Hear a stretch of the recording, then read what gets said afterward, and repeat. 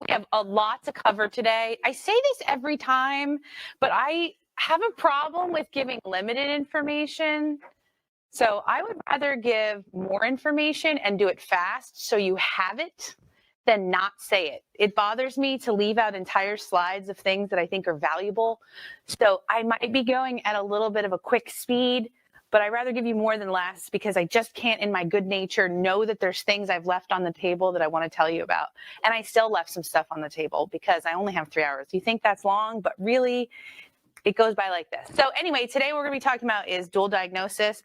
I'm calling this foundations because I'm going to be giving a lot of kind of entry level 101 stuff because I don't really know what people know. Then you might know some of this and great. If you do, it's reinforcement. If you don't, then you'll have it. So I'm hoping that we can kind of go over some basic things together and then a little bit, as we get a little bit further in, learn some more in-depth information. A little bit about me before I get started, for those of you who don't know. Before I came to Centerpoint, worked at the Colmac Clinic in downtown Baltimore. Actually, my GPS brought me through downtown Baltimore this morning, so I got to wave at my building that I used to work at. And I used to work in intensive outpatient substance abuse, running groups. And so it was people who are new to getting help. So a lot of them are coming in high, drunk. I was doing their assessments, helping them get into therapy, all group therapy. And then I was their case manager. We didn't do any individual therapy. So that was hard because it was more substance abuse focused. And I never in a million years thought I would enjoy working with people in addiction.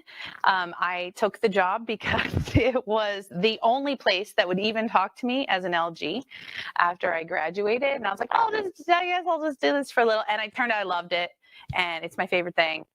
And I love working with people who are ready to work on their addiction because they're very honest and they're very blunt. And for those of you who know me, I can be very blunt. So it is a good fit for my personality. And yeah, I just really love it. It feels like as I was doing this, I was like, all of these type of techniques and theories just fit with who I am. They might not fit with who you are, but I think that's why I kind of gravitated towards this over time. So let me tell you a little bit about our objectives today. It's always hard to come up with these because there's more things we're doing, but these are the main things. We're going to define dual diagnosis. Some people also call it co-occurring disorders, but they can look a little bit different. And this is the prevalence in our general population, looking at the DSM criteria so that we can actually diagnose. So now it's called substance use disorders. I'll talk about that a little bit, how they changed that with the new DSM. We're going to talk about screening. Okay. Screening and different treatments for an integrated approach. So this is working at the same time with mental health issues and substance use. And we're going to look at relapse sequence and different terminology and some prevention strategies. And then I just want to go over the different levels of care. I think it's important when you're a counselor to know when you've reached your limit and when you need to push people towards something more. Hello, come on in. So I want people to know when you're out of your comfort zone, when you need to get reinforcements, and how you can have clients in different things while you're doing therapy with them that you could work in tandem. So we don't have to always just push people to inpatient. Dan and I were just talking about that, about a case that we can work with people while they're doing other things too. Sometimes it works. Sometimes it's too many cooks in the kitchen. So we got to figure that out. So let's talk about dual diagnosis. This is the idea of having two disorders at the same time. And it's very common. About 50% of people with mental illnesses also have a substance use issue. So that means 50% of the people that are calling us have some kind of substance use issue. Now, maybe it's not raging, but it's very common. And we're going to talk about how the substance use fuels the mental health and the mental health fuels the substance use. So they kind of play against each other. I think of it like a teeter-totter sometimes.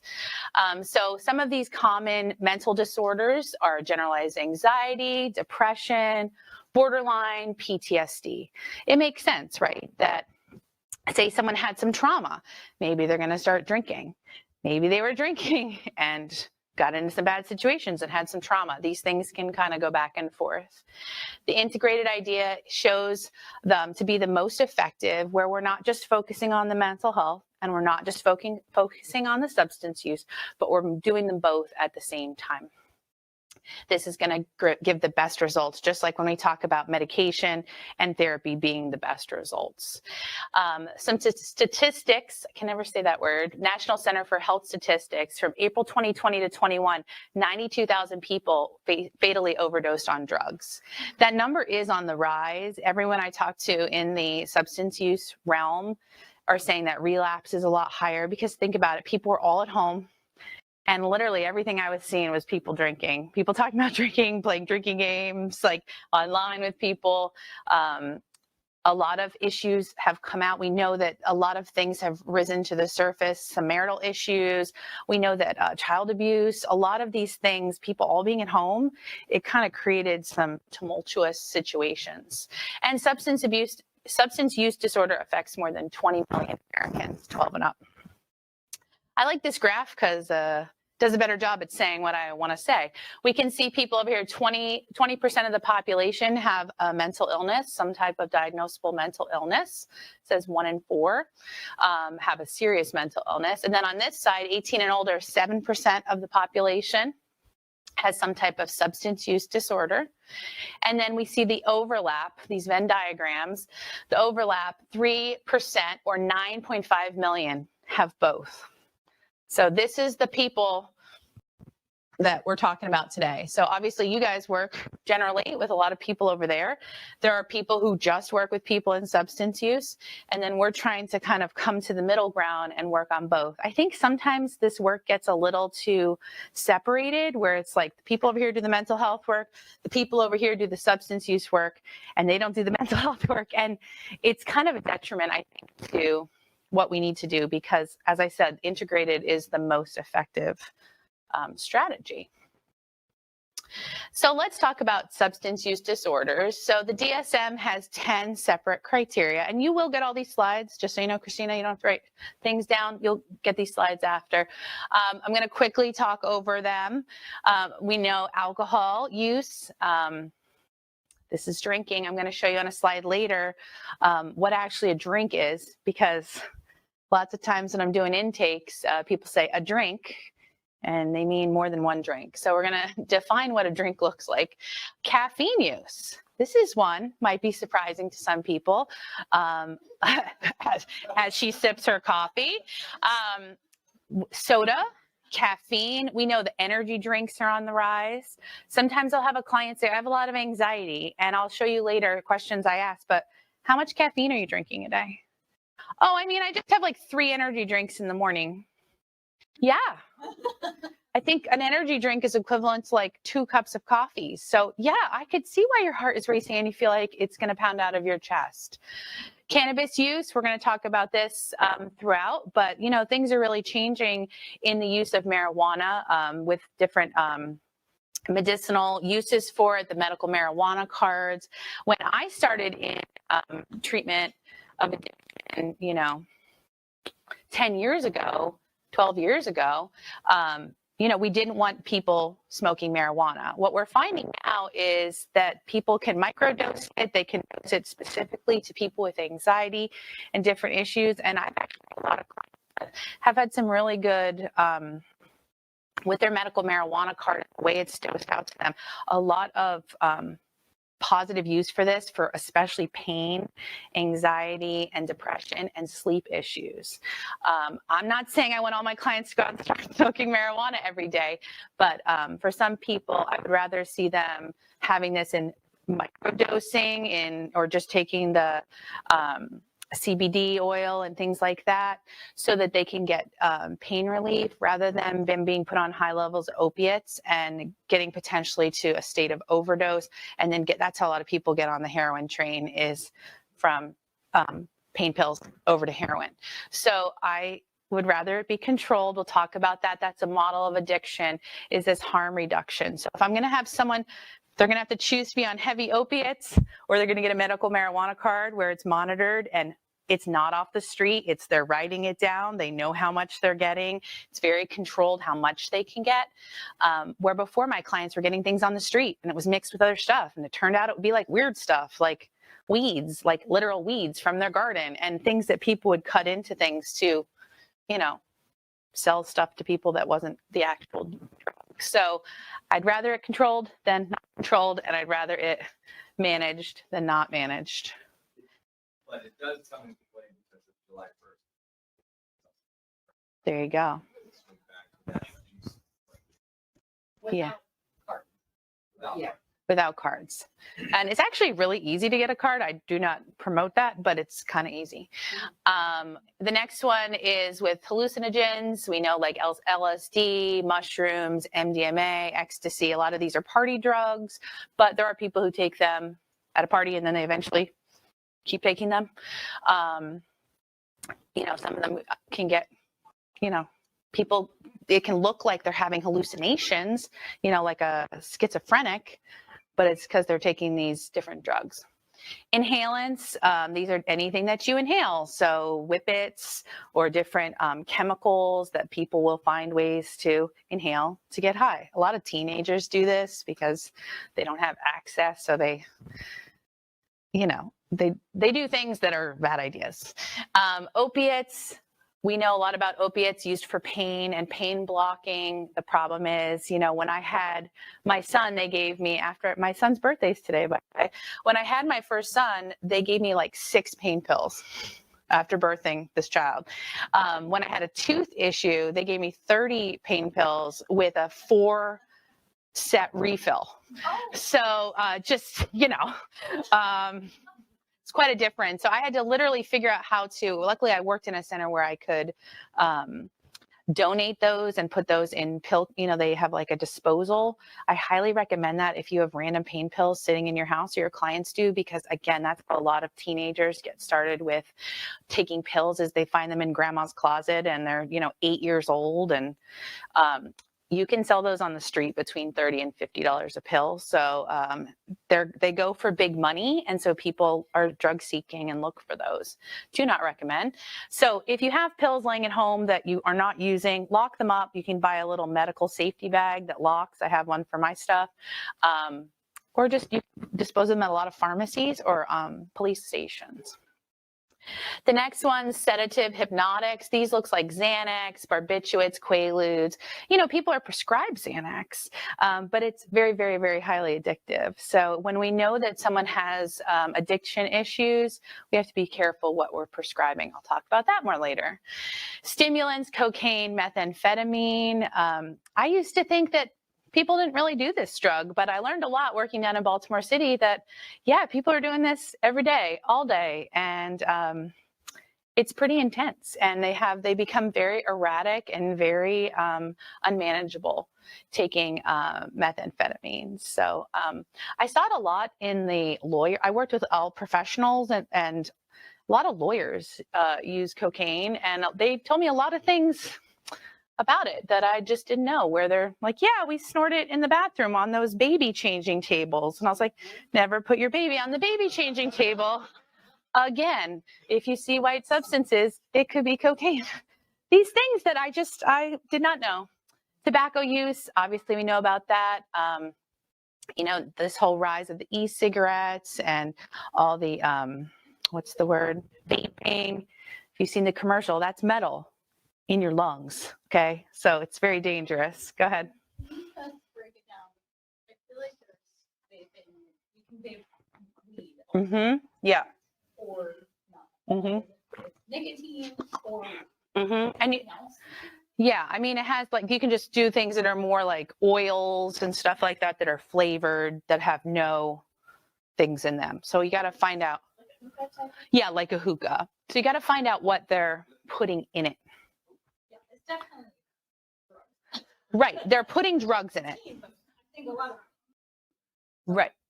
flavored. Yeah, it's flavored nicotine. And that's the on board, right? Because it's like smoking has gone down in our population, but marijuana use has increased and this vaping has increased. And, you know, you see people everywhere where they're just, you know, taking their little hits of their little e-cigarettes or vapes.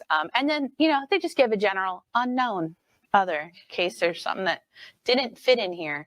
But, I think it was surprising to me, not that I didn't know it, but just caffeine use, you know, that anything can be taken out of moderation and put into excess. So as Denise says, her drink. Any questions about this before I move on? This is kind of the meat and potatoes, but we're going to get into some more of it on the next slide. Okay. So what is substance use disorder? So it used to be substance abuse and substance dependence. And you had to, I'll show you on the next slide, figure out which it was. Now everything is just substance use, and it's on a continuum from mild to moderate and then severe. And so there's different criteria. There's 11 criteria. I'll show you on the next slide.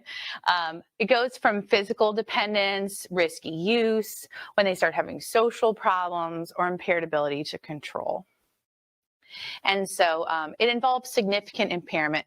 The challenge is, like, let's talk about alcohol, is there's no number. So I was meeting with a couple on Wednesday, and they were talking about how much the one person drinks. They're like, well, I have 6 drinks. Is that too much? The problem is, it's not enough. It could be. So I said, well, it could be. When your partner starts saying this is a problem, when you start having challenges waking up in the morning, and the people will say, well, I don't drink every day, or I don't have to drink to wake up. That's called the eye opener. I don't need the eye opener. I don't need to drink to wake up. Or I only drink here and there, but when I drink a lot. That's binging. Okay, so there's no, I think a lot of times we're looking for a count, a number, because as clinicians, we like numbers. It's clear, it's direct. If you have 5 drinks, it's too many. If you have 4, you're okay. But there's no line in the sand. If I have 2 drinks, I'm going to be impaired. If someone else has 2 drinks, they don't even feel it. I'm a lightweight with alcohol. I have some alcohol intolerance, allergies maybe. My face gets all red, my throat gets itchy. Yeah, so I have clients who are like, yeah, I get that too. I just keep drinking. Just work through it. Power through. Determination, like the cat on the line in the poster.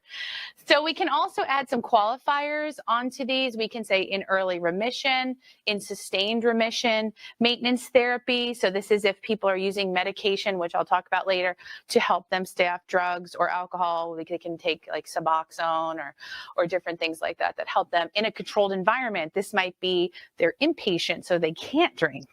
So we can't really say they're in remission because they're in remission because they're on kind of a house arrest. So when I worked at Colmac, we drug tested people regularly. So we could kind of see what they're doing. And when they'd be like, I can't make it today, we knew tomorrow we were going to drug test them. So people were very tricky with that.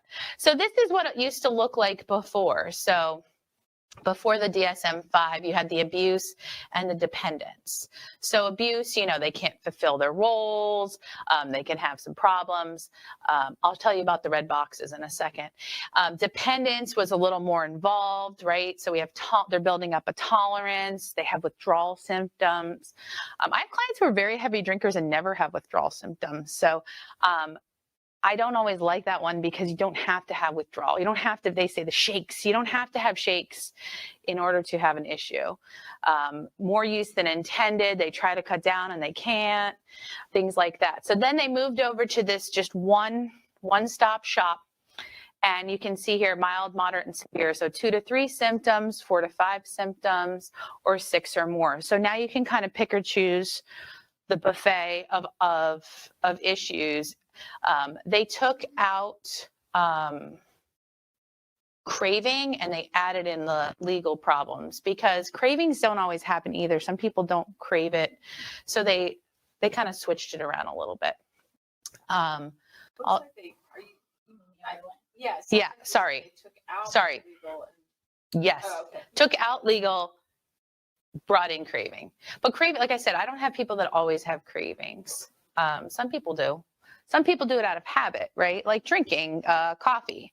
You might wake up in the morning and drink coffee because you drink coffee in the morning. Some people crave coffee in the morning. They're like, I literally cannot open my eyeballs until I drink coffee. So that can happen too. Huh? Just saying. You can self-assess. Self-assess. Feel free to do a self-assessment on your coffee. Count it up. Count it up. But like my best friend, when she stopped drinking coffee, like she got terrible, terrible, terrible migraines. And that was a huge sign for her, like, maybe I need to back it up a little bit. So anyway, we're going to look at this DSM-5. We're going to look at the different, symptoms, and then you can see. But the challenge is sometimes people aren't honest about it. So we'll talk about that some more later. But I want to go over some of the terms that are on the previous page. Dependence can be a physical dependence, like we were just talking about with the coffee, or it can be more like a psychological dependence. Like, I need that, right? Like, I need that to get through. I'm not going to be able to do that meeting. I'm not going to be able to lead that training if I don't have XYZ. So it's that compulsion to need to take it. So there's physical dependence where people are reliant on it. They'll have withdrawal if not. That's the challenge when sometimes people want to stop using drugs, is they want to stop, but if they stop, they're going to go into withdrawal, and it's really dangerous. I've heard a lot of counselors that try to recommend people just stop. Just stop. That's really dangerous. Do not recommend. People can have heart attacks. People can die from withdrawal symptoms. They need to get a doctor who can prescribe them medication to help them come off the different drugs or alcohol that they're facing, because just stopping can be really dangerous for some people. People can be really bad off. So we don't want to do that to people. We want to help them wean off slowly. It's always a gentle process, like with opiates. It's a very gentle process, putting them on Suboxone, and then a very, very, very, very long process taking them off Suboxone. Like, there's little strips and they're cutting them into 16ths. The strip is this big. They're cutting it into 16ths so that as they come down off of it. So we want to be very careful. Tolerance, as we know, is building up any kind of ability to take more and more to get the same response. Withdrawal, we already talked about the physical symptoms a little bit: sweating, vomiting, tremors, headaches, mention those, drinking coffee. Cravings, this can be psychological and physiological. So that desire to take it and have it. I knew someone when I used to work in recovery program that they had cravings for alcohol for years, like daily intense cravings. So some people's cravings can be really, really long lasting, and then other people have no cravings. So it's, just like anything, our body chemistry is so different. Our brain is so different, how we respond to different drugs. I always describe it with clients like, for the women in the room, taking birth control. One person can take a birth control and have horrible symptoms with it and feel like horrible. Another person taking it, it's great. They can lose 5 pounds, the other person gains 20 pounds. Or an anxiety pill, someone can take it and be like, oh my gosh, I feel so brain fog. And that person's like, oh my gosh, it's perfect, it's great. So each person's brain chemistry is so different, how we respond. Addiction beliefs are these distortions that people tell themselves and counselors and their family to convince them that it's okay. Well, I don't drink and drive, so it's okay that I drink a lot. I come home, I'm not hurting anybody. It might be, well, it's my money. I make the money. Why can't I have fun? I'm a grown person. Why can someone tell me what I can or can't do? So these beliefs can be very, very deep and very underlying. They can be partial truths because we lie to ourselves to convince ourselves to keep doing the things that we like to do, right? Anything we like to do. We can continue that dialogue. And so we continue that with therapists too. So people will be asked, I have so many clients that will not tell their doctor how much they drink. That's so dangerous because your doctor's like, oh, you have all these symptoms. Okay, asking questions. Did you tell them how much you drink? No. Why not? Well, because then they'd make me do something about it. Mm-hmm. Right, but you have all these symptoms that are related to your drinking. So addiction beliefs.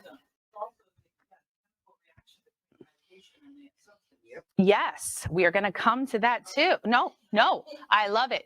I love when people talk back. Please talk to me. Please.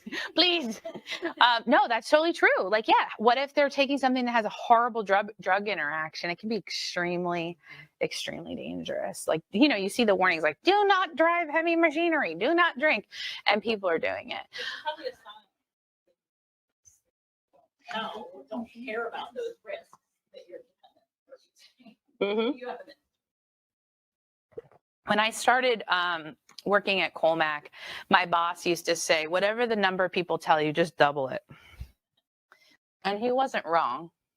Most times people are not honest. No, it's not that bad. Well, how much are you drinking? And I keep probing. Finally, I'm like, what you said before, and if I add that up, these numbers are different. Recovery beliefs is a whole different story, right? This is what we want to get to with people, where we're telling the whole truth. A huge pillar of addiction work is honesty. People have to be honest. So I'll have clients say, can I be honest with you? I'm like, always. That's what we're trying to do. Tell me the truth. Well, I don't want you to judge me. But I'm like, no, tell me the truth. That's how we're going to get the good work done. So we have to stop telling these partial truths with addiction beliefs and start telling the whole truth. These automatic thoughts, I'm going to show you a diagram that really helps with that some more, but we know about automatic thoughts in regards to, I'm leading a presentation and I see someone make a scowl face. They think I'm stupid, right? That's an automatic thought that could come through someone's mind as they're leading a CEO. But we know as therapists, oh, that's not true. They have something else going on. That's not about me. We can change it, right? So we want to have people start to be aware of their automatic thoughts. When I used to run the groups at Colmac, which is where these terms, I took them off their website. I did give them credit at the end, don't worry. I would say to people, did you have any triggers or any cravings? Oh, no. I didn't have any triggers or cravings. They thought that was good. And I used to always say to clients that were new to coming in, it's okay. You're gonna have triggers and cravings. If you didn't, I would be surprised. But they're like, no, I'm good. Because they just wanted to, like, I don't know. A lot of them, some of them were court mandated or like work was requiring them to be there. I think they thought they were gonna get like A+ if they said that. You don't get bonus points for not having on. You're gonna be at a ball game and see someone drinking beer and think, oh, I really could use a beer right now. That'd be so refreshing. You know, I have so many clients, I'll talk about triggers later, that certain times of year, certain places, certain events, certain food, right? We just pair in Maryland, we pair crabs and beer. That's just what we do. So what about when someone, I don't like crabs, picking crabs or beer, so don't judge me. I'm not from here. But what do you do when someone's used to having crabs with beer? And so now they can't have beer.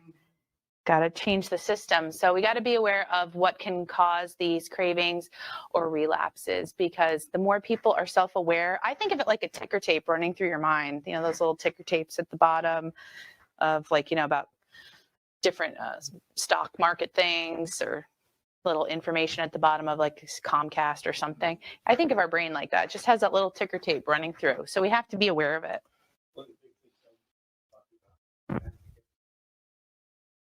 Is high percentage of, for example, alcoholics come from family where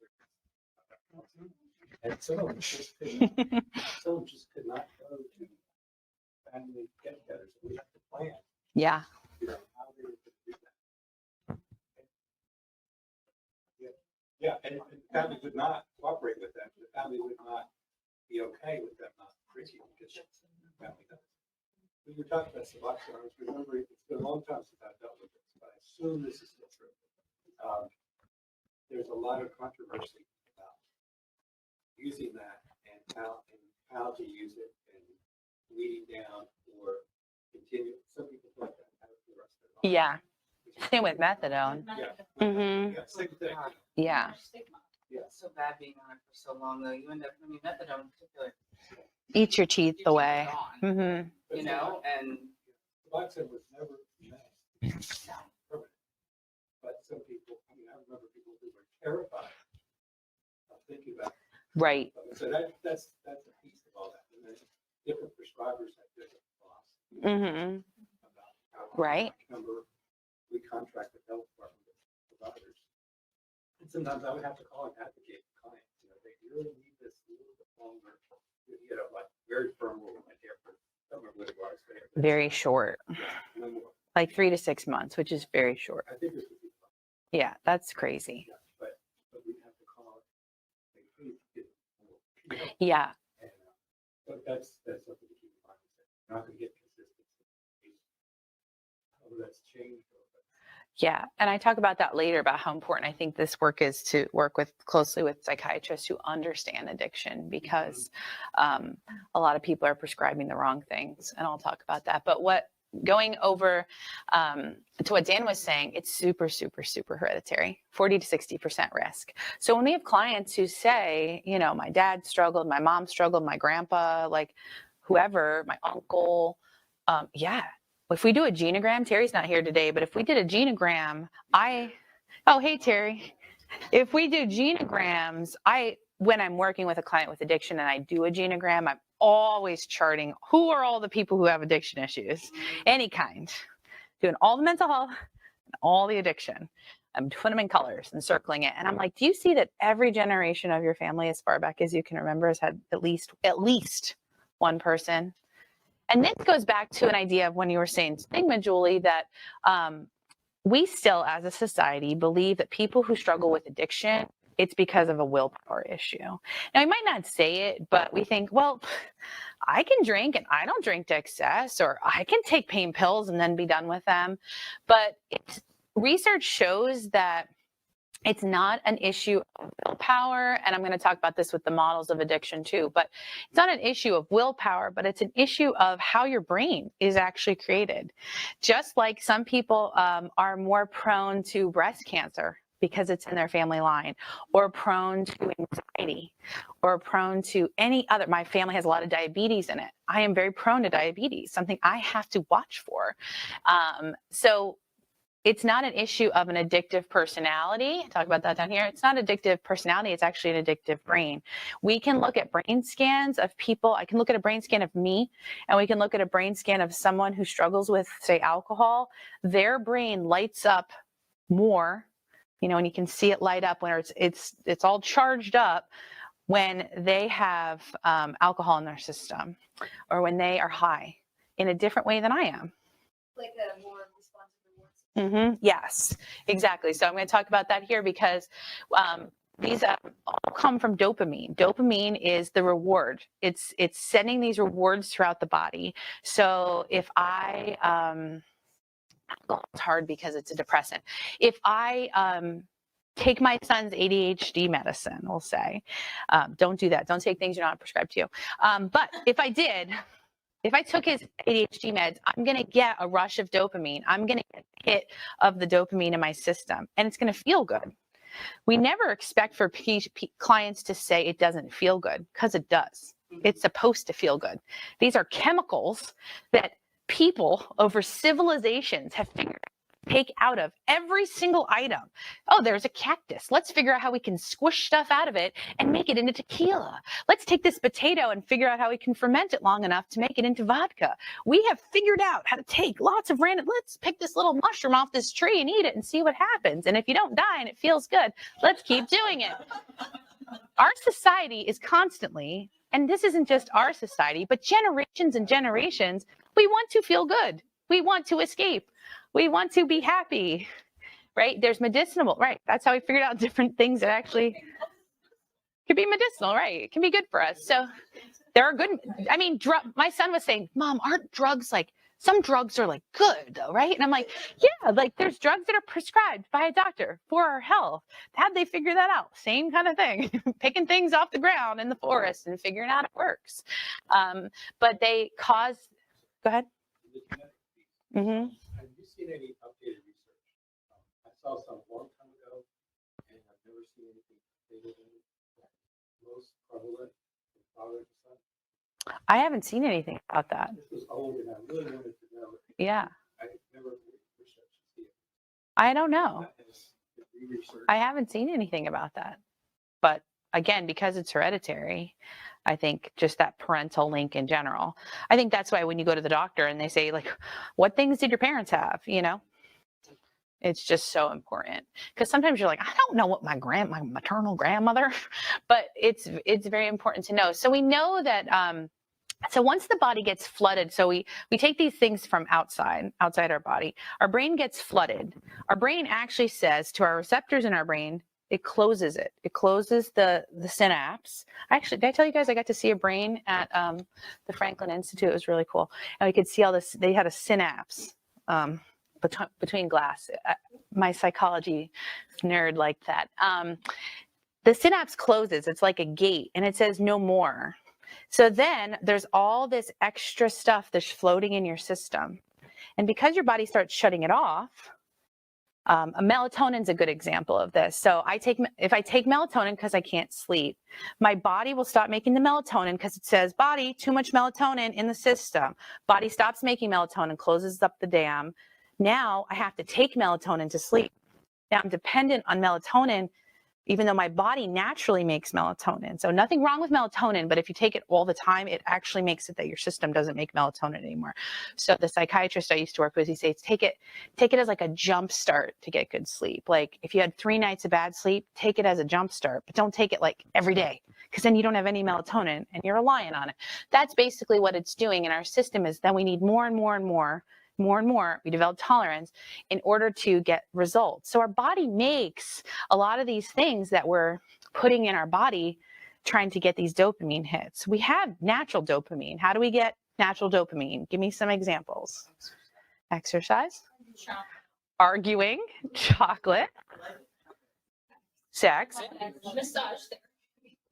physical touch gives us dopamine, fishing, anything you enjoy doing. Yeah. Being close to someone you care about, that gives you dopamine. Being with an animal, like a pet. Pets, all of that. All those things give us natural dopamine. Yeah, body makes dopamine. Without any of those things. Oh, without the things we enjoy? Oh yeah, we can't just sit in a chair and it's just not going to happen. No, you do things.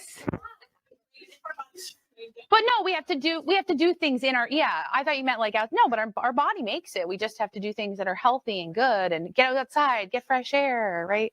So like I had a client call me last week, very stressed, and she was very overwhelmed about something. And I said, what do you think would be good right now? She goes, I'm going to do what you always tell me to do. I need to eat something, I need to drink, and I need to go for a walk. I'm like, yep, do all those. That's my prescription. And then she's like, I felt better after that. I'm like, yeah, sometimes we just need to do things that are good for our system. If you haven't eaten all day, and you haven't drank any water, and you haven't moved your body, anyone's going to feel like strangling some people sometimes. So what do we do to avoid harming anyone? We have to do things that are for us. But our body makes these chemicals on our own. But then what happens is we require more and more of it because we've closed off the natural systems for getting it. And so now we become dependent and reliant on these things. So when we say people have willpower issues, it's not a willpower issue. It's that we've created chemical pathways in our brain that now demand these things, or we feel crappier. So if I don't get the melatonin to sleep, I'm going to feel crappier. So now I need to take the melatonin, but now I need more melatonin because it's not working. And that's the same thing. Again, nothing wrong with melatonin or coffee or any of these things. It's just these are the systems that we do. It's natural for us to take more and more and more. And so we become dependent on those things. And that's what happens is things that were once occasional become habitual, become addictive. That's kind of the cycle of how things go. Here they talk about a different cycle. We start with binging. It can be intoxication. We have withdrawal, and now we need to go find it again, right? Go ahead. Really interesting thing is ADHD naturally has less dopamine. And so it would be Yes. so much easier for them to get things Yes. quickly because they're lacking them. Yes, very, very, very good point. I skipped that by accident. Negative childhood experiences, a drug-using environment, age, younger people are more likely to use. Why? Because their brain's not fully developed till 25. They have lower impulse control, depression, anxiety, OCD, bipolar, lots of other ones. I didn't even list them all because the list was too long to list, but so many things.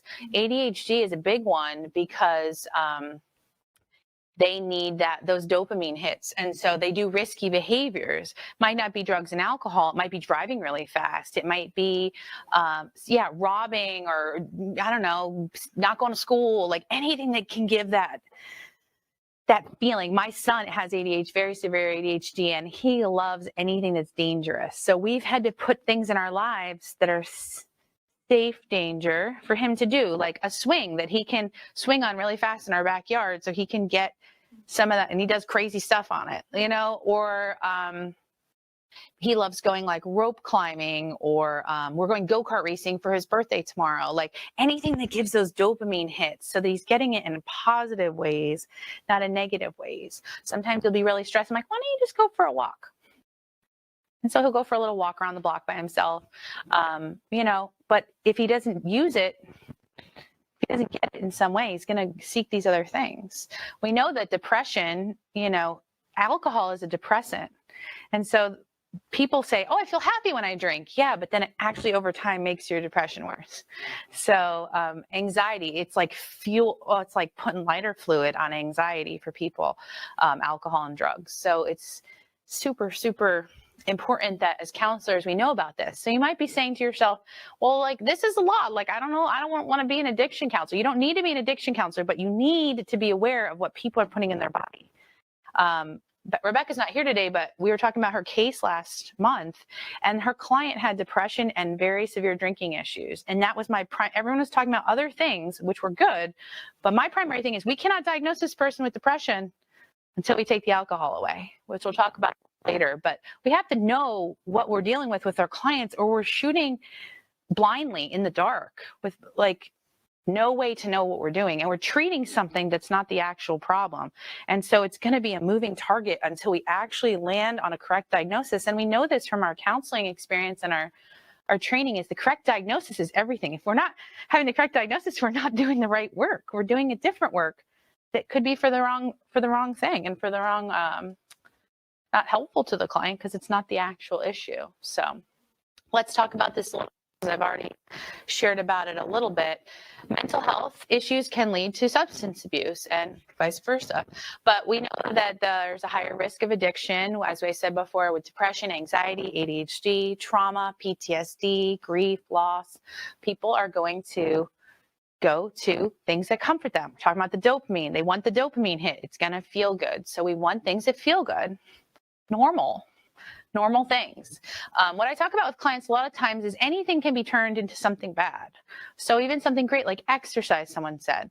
Exercise can be turned into something bad. How? I had clients that used to exercise for 4 or 5 hours at the gym until they were physically and mentally exhausted because they had an eating disorder.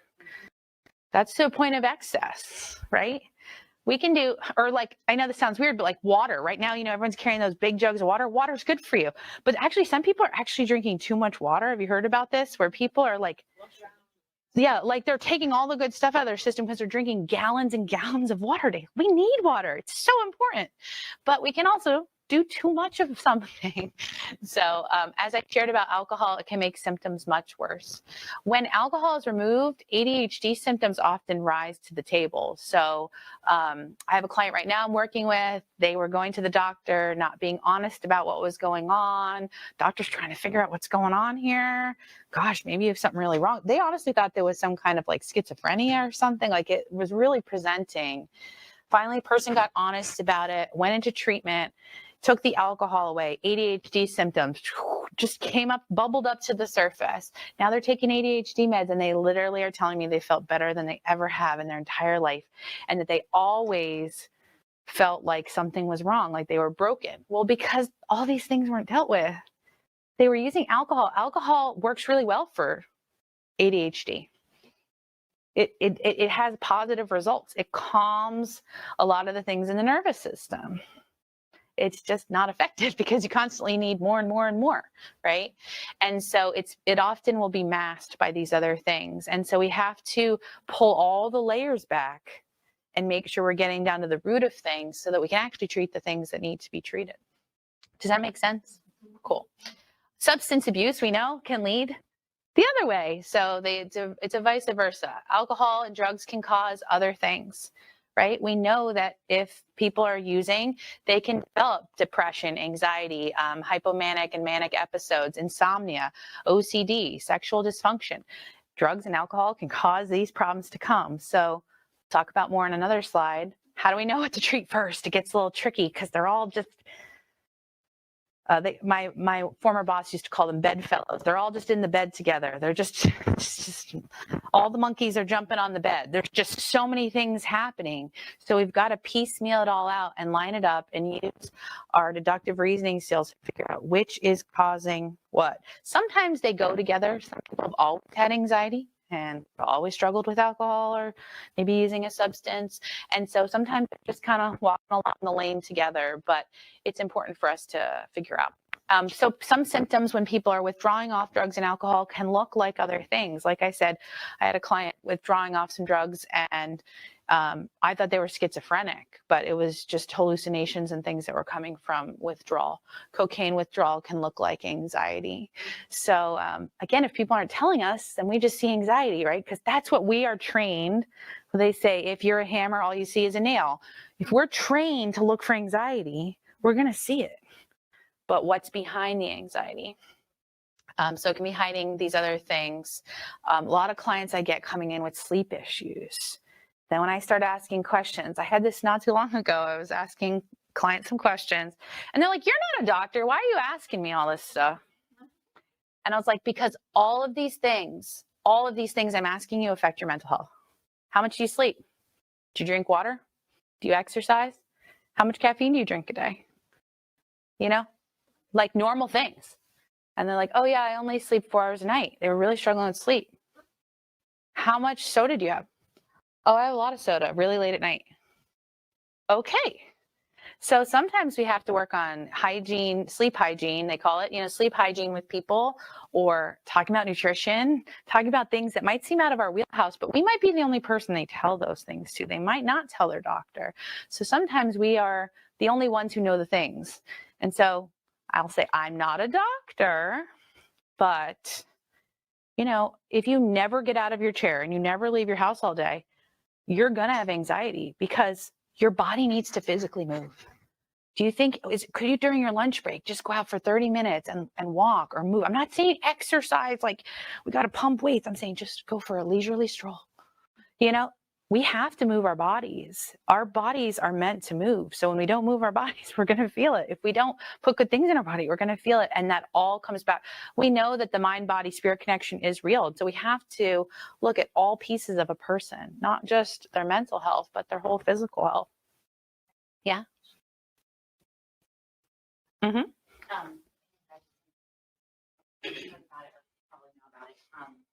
That marijuana use in younger patients is correlated with higher incidence of psychosis.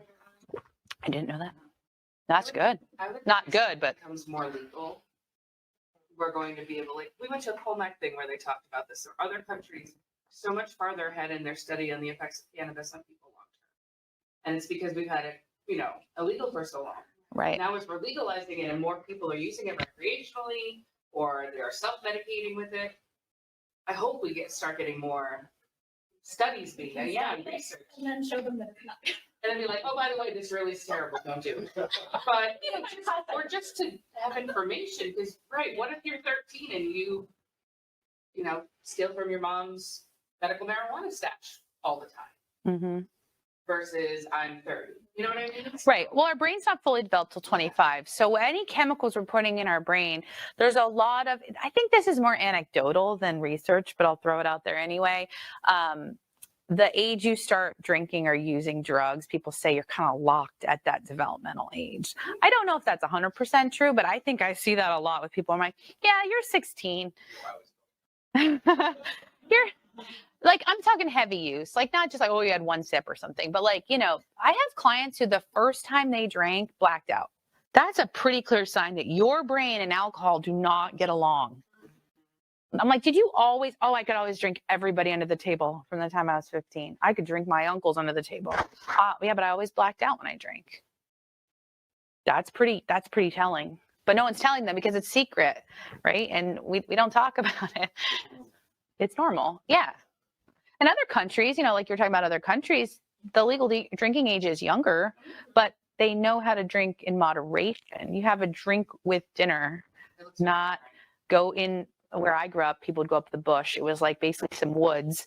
People don't get drunk up in the bush. and make big fires and burn things. It was always sneaky and you know, that's cool. Except it was other people's property that they were burning stuff on. What were you saying? Yeah. Yeah, we're not the only country that has addiction, but can we teach people how to do it, I guess, in moderation? I don't know.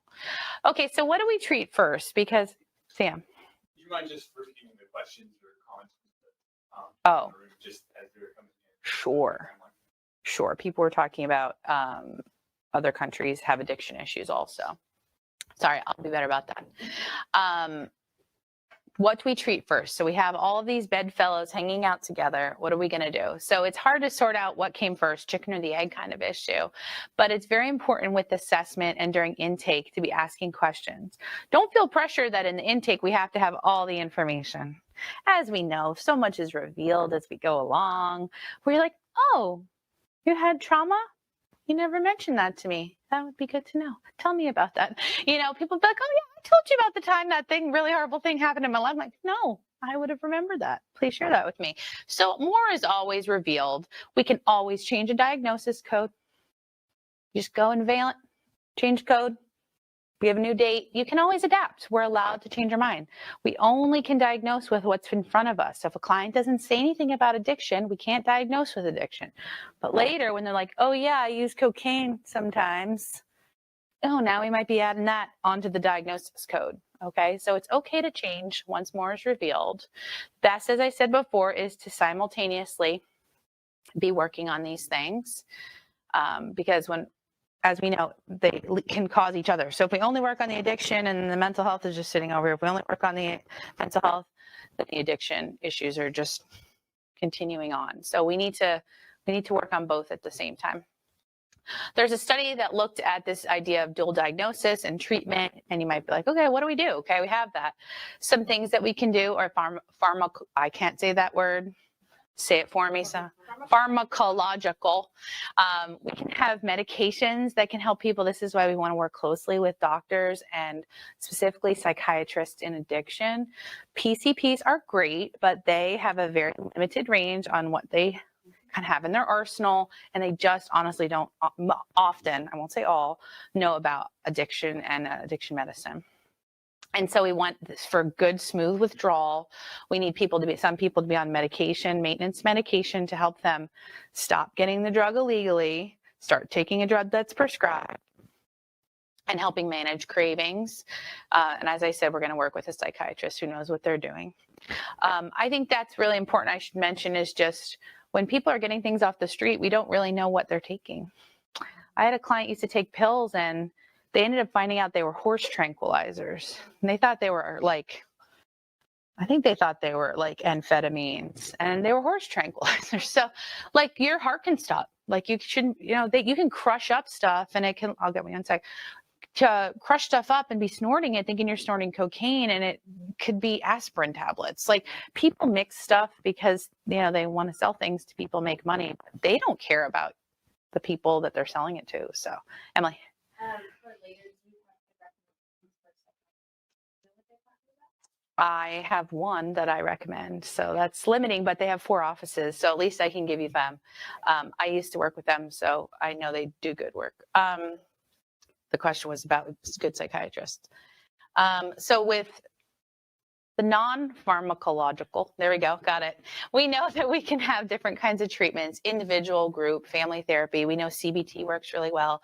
We're going to talk about relapse prevention a little bit later, mindfulness. All of this is starting to get people to be aware of their body, aware of their mind, aware of the thoughts that are crossing that ticker tape, and being able to pay attention. We know there's somatic therapies, things in the body, TMS, or they're the word, it's going to come to me. Transcranial stimulation, magnetic, that. Also biofeedback, it's this idea where you're able to control your body by seeing the feedback that's coming up. You can slow your heart rate, slow your breathing. Also, like DBT, things like that work really well. I'll talk about that on the next slide. A lot of great things to help people, just making sure that we're addressing all the issues that are coming up. This is not... She's giving me a warning. Awesome. Good. Doing great. time-wise. Okay, so models of addiction, I've touched on some of this already, but there's lots of different views on addiction. One of them we already talked about was this moral, the first one, the moral model. It's a sin, it's a personal flaw, it's a weakness issue. Before AA came out, this was really how people viewed addiction. It was really shameful. People didn't talk about it. Still, people don't talk about it. That's something I didn't mention that I wanted to just throw out there, that with the stigma of addiction, we don't even know a lot of times the people that are dying from addiction. So there's still so much stigma around addiction that people aren't even putting the reason for people's deaths on their obituaries. And I know this because I have the clients. Family members don't feel comfortable saying John died because he was addicted to cocaine and he overdosed one day when he drank and took too much cocaine. They're just saying they died suddenly. So, this is really serious. This is permeating our culture. It's a lot, as I said, at least 50% with our clients, and that's probably more because people aren't talking about it. And even if you don't have a client with addiction issues, they have a family member, they have a friend. They may have grown up in a family of addiction. They might be an adult child of an alcoholic. And even if they aren't, a lot of times family units and family structure functions under these ways. So that's where it triggered that in my brain, is this idea that keep it hush hush. Don't talk about it. Adult children of alcoholics, one of the signs is we never talk about the things that are going wrong because you can't tell anybody. So I can't tell people at school, my dad drinks a lot and gets really violent at night. My mom cries. I have to be like, everything's great. So those systems and dynamics can kind of be passed down intergenerationally, where people you don't talk about the things going wrong. I have some of that in my extended family right now. No one knows about all the things going on. I won't say more about it because I'm not putting people's business out there, but it's still happening. We don't talk about it because we don't want to embarrass the person, and we don't want to have people think badly of them. And we also well, what does that mean about me if I was their parent and they do this? That mean I was a bad parent? No. These are things that people struggle with. Either they weren't taught how to deal with their emotions or deal with drugs and alcohol, or as we're talking about these dopamines and trying to get to feel good when we feel bad. The disease model is the model we use now that we understand that addiction. Are you telling me something? Yeah, thank you. The disease model is telling us that it's an actual brain, right? Like we were talking about, that it's hereditary, that we can track it back to different issues in the body. And so we know that there's genetic and biological factors that are causing this. That's a big shift for people to think of alcoholism, for example, as a disease. When people say that, they're like, you're just copping out. This is your way of just saying, it's not my problem, I have a disease. What if we have diabetes, for example? I can say that's a disease. And what do I have to do? I have to treat the disease, right? I have to monitor my eating, watch my sugar, know that I'm susceptible to that, and that's actually true for me. I'm very susceptible. So I've been trying to watch my eating and exercise and be more aware of the sugar I'm taking in, because I know that that's the path I'm headed on if I don't do anything differently. There's also obviously the behavioral and cognitive behavioral models of just how we think about conditioning and reinforcement, right? It's very powerful. If every time I go use drugs, I'm with friends and I have a good time, that's going to be fun, right? I want to go and use drugs with my friends because I have a good time when I go use drugs. And okay, now what do I do that I don't want to use drugs? So we have to learn. That's why in AA they talk about changing people, places, and things, which is really hard if you have very close friends and they all use drugs. You don't want to give up your friends, but if every time you go around them they say if you keep going to the barbershop, you're going to get a haircut. If you keep going to the same places, you're going to do the same things. There's a lot of AA quips and phrases that are in my vocabulary now, even though I've only gone to 2 AA meetings. My clients say them all the time. So like, well, as they say, that's a really popular one. If you keep doing the same things, if I go to a bar, but I'm trying not to drink, and I sit at the bar every night, guess what's going to happen over time? I'm going to drink. I do have a few clients who don't or can have alcohol in their house, but That is very few and far between. I do not recommend having alcohol in your house if you struggle with alcohol. I do not recommend keeping drugs in your house if you struggle with that drug. Now, sometimes people say that's not my drug of choice. So I used to drink bourbon, but my wife keeps beer in the house. Beer doesn't bother me. That might be true. But some people who are desperate enough will drink anything. People in prison will drink mouthwash because yeah. So, I mean, if you want something, you'll find something. I had clients who used to say when I was at Colmac, they said that their friend relapsed on mouthwash. I had a client who used to, what was I going to say? I was going to say something. I lost it. It'll come back to me. It'll pop back in my brain. My clients used to say, oh, well, I just need to go somewhere else. If I just move to Alaska, I won't have any problems with that drug anymore. It's Baltimore, because Baltimore has a lot of heroin. So if I leave Baltimore, and Baltimore does have a lot of heroin, but if I leave Baltimore and just move to Alaska, I won't have a problem anymore. The problem is, if you want to find heroin in Alaska, there's somebody in Alaska who's got some heroin for you, or some other drug that's going to make you feel like you felt on heroin. So I always tell people, wherever you go, there you are. That's mine. And that's true. Wherever you go, you're taking yourself with you. And we know if we don't deal with ourselves, we can't just blame the external environment. But while someone's beginning in recovery, we need to change the external stimulus so that the brain doesn't say, ballpark, drinks here. I'm not saying you can't go to the ballpark, but go with a sober friend. Go with someone who knows you're trying to be in recovery. Bring your favorite drink with you. I have a lot of clients who do that. They bring their favorite non-alcoholic drink with them so that they know they have their bubbly water or their iced tea or whatever, so that they have something as a replacement. We have to replace things. There's a lot of models of addiction around family. As we were talking about, there's a lot of just people seeing things in their family and thinking that's how we do things here. Harm reduction is the idea. Ultimately, I would love for all of my clients not for alcohol, but for some of them, they're not there. We'll talk about that a little later. But we want people to reduce. So if I have someone who always drinks and drives, then I'm going to try to get them to not drive.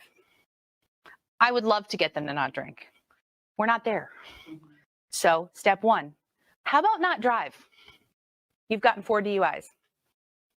They're like, oh, the cops, they always find me. I mean, people have the best addiction belief systems. Those cops, they like target me or something. I don't know how they always find me. It's like they know my car and they stop me. Interesting. Okay, we'll go with that. So we might not eliminate the behavior. So the example they give here is like needle exchange programs. So we want people to use, we want people to not use, but if they're going to use, let's not share dirty needles. We want people maybe not to have unprotected sex or have sex at all at a young age. Well, they're going to have sex, so we'll offer them condoms. I know that's controversial. So is the needle exchange, but we don't want people to get other things like AIDS or other transmittable diseases because of other activities they're doing. So there are places that will, give people safe places to use. That's a crazy one, right? But give them a safe place to use so they're not using in some abandoned warehouse and catching it on fire. The life process is saying that it's a habit. There's all these things that are just habitual. So we have to change the way we go about our life and change the habits that we perform. And the 12-step framework that we're going to talk about later is that, this is a spiritual issue. So we have to work with our higher power. It's all in-house. There's no professionals with 12 steps. It's all just other people who work the program with people. And we know that 12-step programs are super, super effective. We'll talk about those later. We're going to take a 10-minute break and we will come back to more things. This is something I want to talk about because I mentioned this with intake. Sometimes we need to know what a drink is, okay? And as someone who doesn't drink a lot, these are good things to know. It's a little bit blurry, but I'm going to explain it. What is a drink? 12 ounces of beer is a drink. 5 ounces of wine is a drink. Why I say that like that is wine glasses over time have gotten bigger and bigger and bigger. Indeed. Have you seen those wine glasses that it's like a bowl with like a stick and be like, it's a glass of wine? No, 5 ounces. This is 13. This is 16 ounces. So we're going to 5 ounces is a glass of wine. Okay. 3.4 fluid ounces fortified wine or sherry. 2 to 3 ounces of a cordial or a liquor. 1.5 fluid ounces is brandy or cognac. 1.5 of 80 proof spirits, anything that's over 40% alcohol. You know, that's why you see bartenders with their measurers. Yep. Some of them are really good, don't even need to measure anymore. But so I had a client when I worked at Colmac. I was like, so how many drinks are you drinking? He goes, oh, just 2. I was like, oh, okay. Like, what do you like to drink? You know? And he's like, oh, I really love Long Island iced teas. And I like Long Island iced teas. I again, can't even drink a whole Long Island iced tea, but I really like them. They go down. Don't even know they're alcohol. They taste. But Long Island iced teas have 5 shots of alcohol to make a Long Island iced tea. There's no actual iced tea in Long Island iced teas, if you didn't know. It's all shots. It's magical shots that taste like iced tea. So I said, oh, well, do you know, I like Long Island iced teas too, because, you know, I'm trying to bond with the client. I say, that's 5 shots in each Long Island iced tea. So that means you're having 10 drinks. And he went, oh, like for real. He was for real. Oh, I didn't know that. I thought it was just 2 drinks. No, that's 10 drinks every night. But he see how that cognitive distortion, that addiction belief, I'm only having 2 drinks. It's only in a glass twice. Right. I have clients who say, well, I mean, I drink wine. Well, how much wine do you drink? I mean, it's just a bottle, but the small bottle.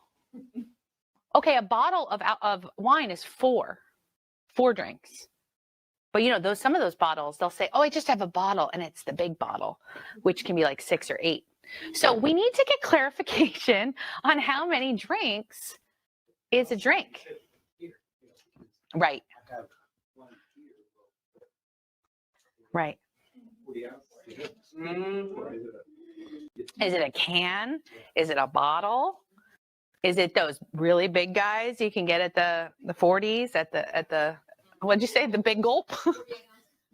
The really large, 40s malt liquor. You know, it all has different. Then the whole, you can have beer before liquor. You know, all how you have it, which way you have it.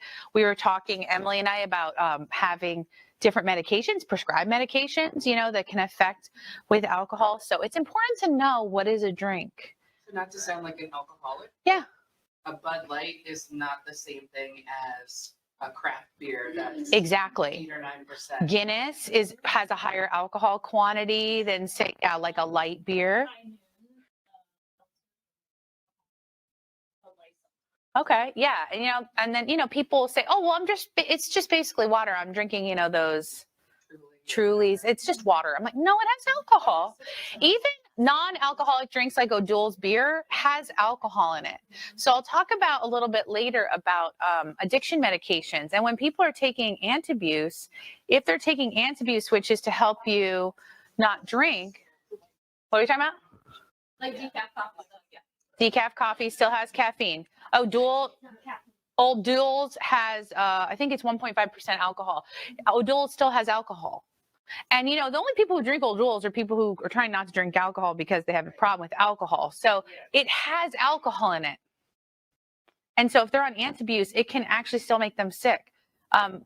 Don't even get me started on all the things that have alcohol. Once I started working at Colmac and having to prescribe people Antabuse, which if you drink while you're on Antabuse, you'll throw up. I would say, hey, your blood work came back with alcohol. And I didn't drink. And then we start talking kombucha, tiramisu. Oh, I had a rum cake that my aunt made for Christmas. Those little liqueur chocolates. There's a lot. I see it everywhere now because what's that? Cough medicine. Oh yeah, for sure. I see it everywhere now. Not, obviously we talked about coughs, mouthwash. Yeah. So cough syrup, some cough drops, Jack Daniel's steak, a steak that just got Jack Daniel's poured all over it. And people say, oh, it burns out. Well, guess what? I did a test one time.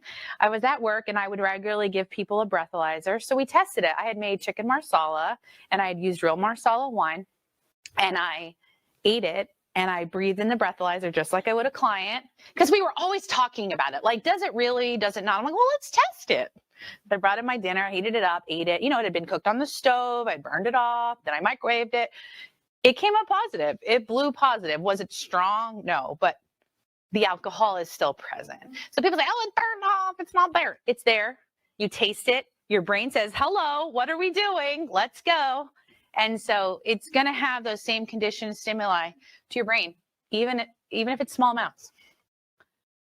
I know some of you really like screeners. So I'm giving you this. If you click on this link when you get the PowerPoint, it brings you to a page and a half of screeners that you can use.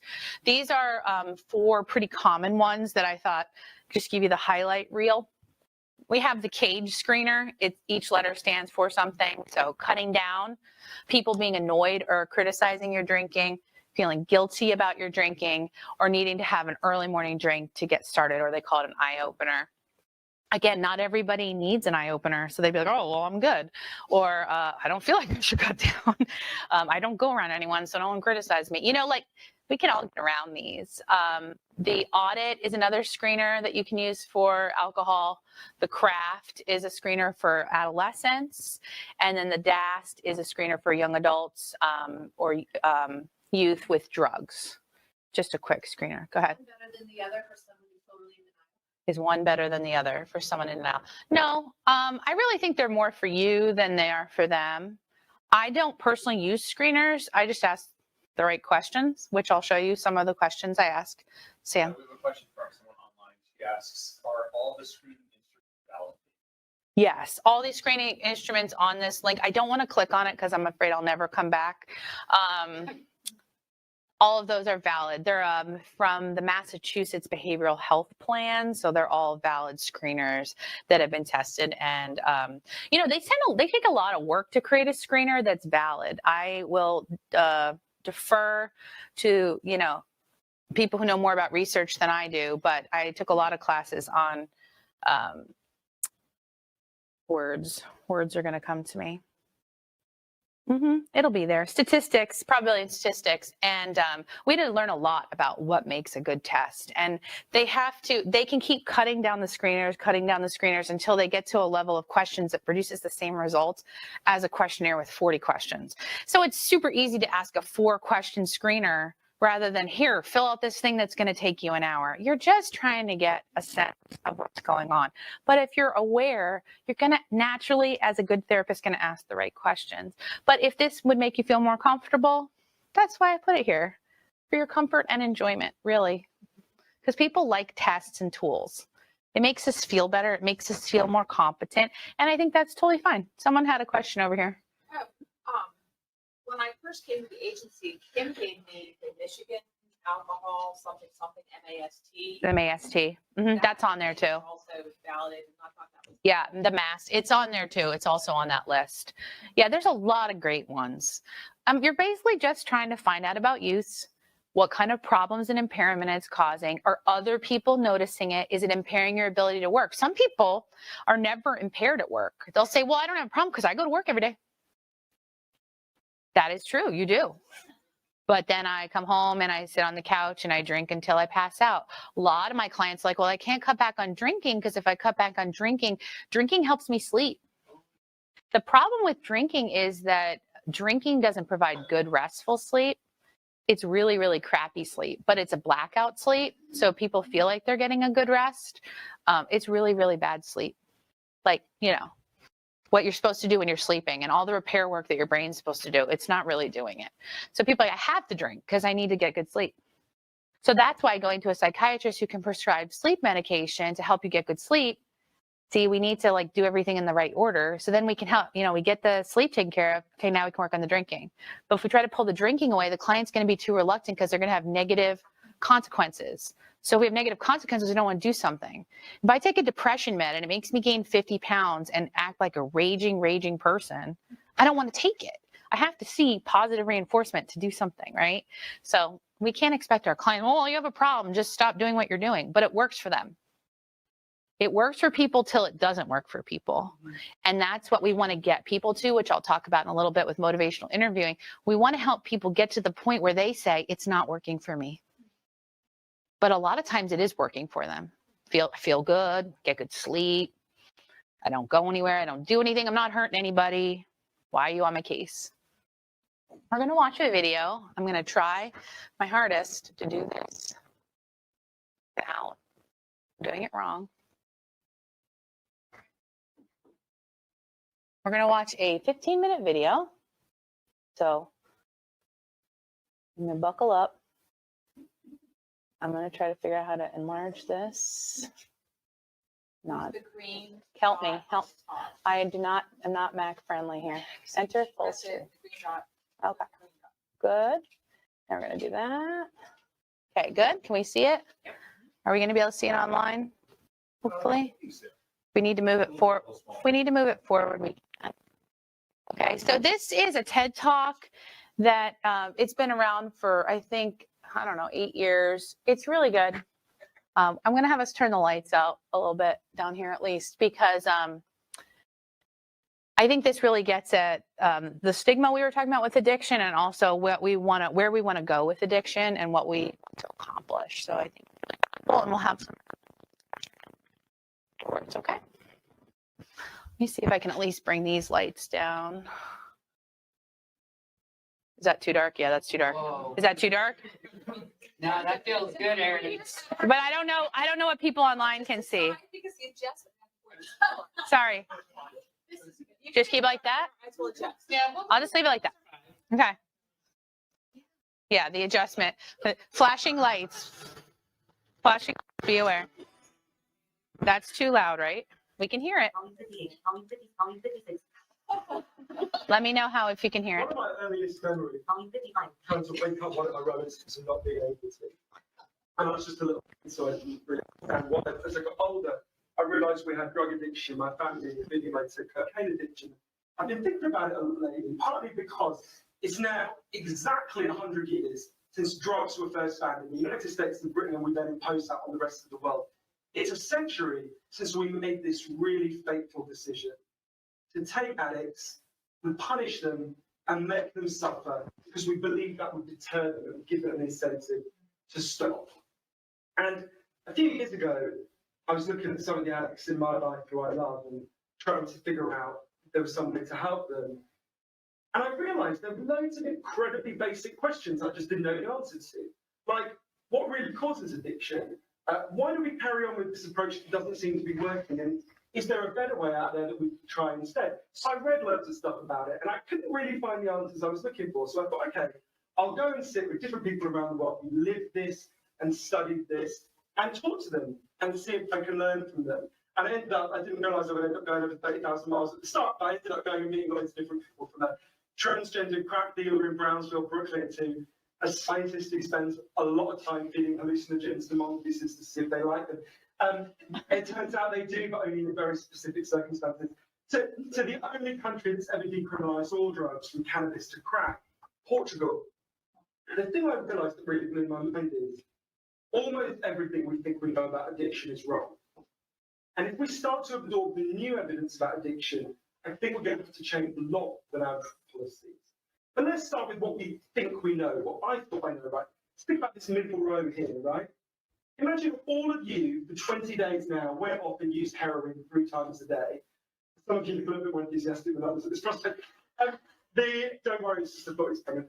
Imagine you did that, right? What would happen? We have a story about what would happen we've been told for a century. We think because there are chemical hooks in heroin, as you took it for a while, your body would become dependent on those hooks, you'd start to physically need them, and at the end of those 20 days, you'd all be heroin addicts, right? That's what I thought. First thing that alerted me to the fact something not right with this story. So it's explained to me, if I step out of this TED talk today and I get hit by a car and I break my hip, I'll be taken to hospital and I'll be given loads of diamorphine. Diamorphine is heroin. It's actually much better heroin than you're going to buy on the streets, because the stuff you buy from a drug dealer are contaminated, actually very little of it's heroin, whereas the stuff you get from the doctor is medically pure. And you'll be given it for quite a long period of time. There are loads of people in this room may not realize that you've taken quite a lot of heroin, right? and anyone watching this anywhere in the world, this is happening. And if what we believe about addiction is right, those people are exposed to all those chemical hooks. What should happen? They should become addicts. It just been studied really carefully. It doesn't happen. You will have noticed if your grandmother had a hip replacement, she didn't come out as a junkie. I when I learned this, it just seemed so weird to me. So contrary to everything I've been told, everything I thought I knew, I just thought it couldn't be right. A man called Bruce Alexander, he's a professor of psychology in Vancouver, who carried out an incredible experiment that I think really helps us to understand this issue.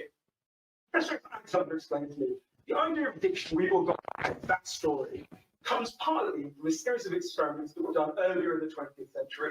They're really simple experiments. You can do them tonight when you go home if you feel a little bit sadistic. You get a rat and you put it in a cage and you give it 2 water bottles. One is just water and the other is water laced with either heroin or cocaine. If you do that, the rat will almost always prefer the drug water and almost always kill itself quite quickly. So there you go, right? That's how we think it works.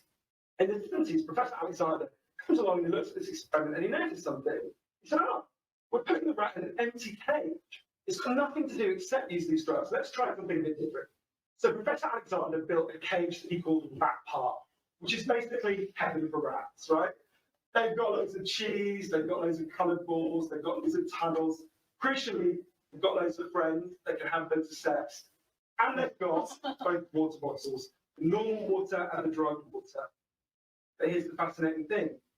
In Rat Park, they don't like the drugged water. They almost never use it. None of them ever use it compulsively. None of them ever overdose. You go from almost 100% overdose when they're isolated to 0% overdose when they have happy and connected lives.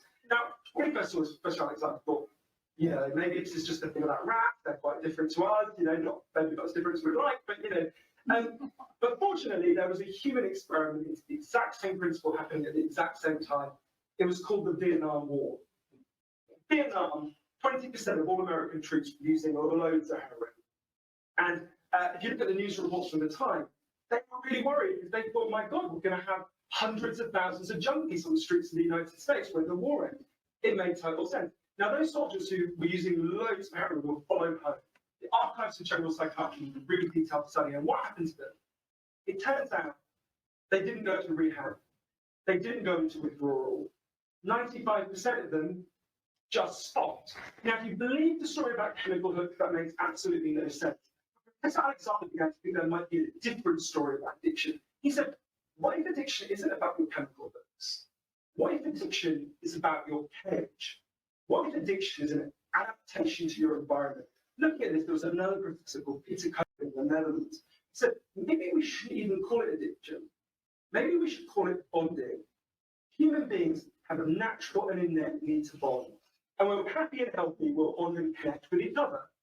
But if you can't do that, because you're traumatized or isolated or beaten down by life, you will bond with something that will give you some sense of relief.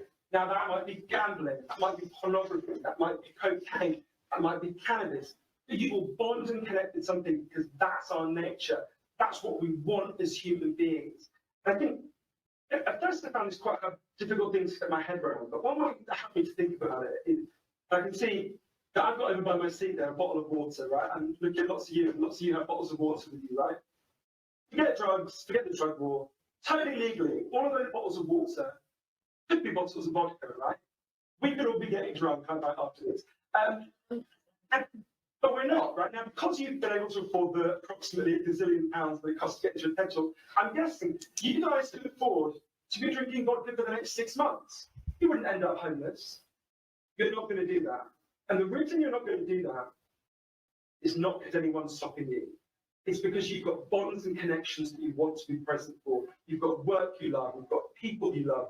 You've got healthy relationships. A core part of addiction, I came to think, and I believe the evidence suggests, is about not being able to bear to be present in your life. Now, this has really significant implications. The most obvious implications for the war on drugs, right?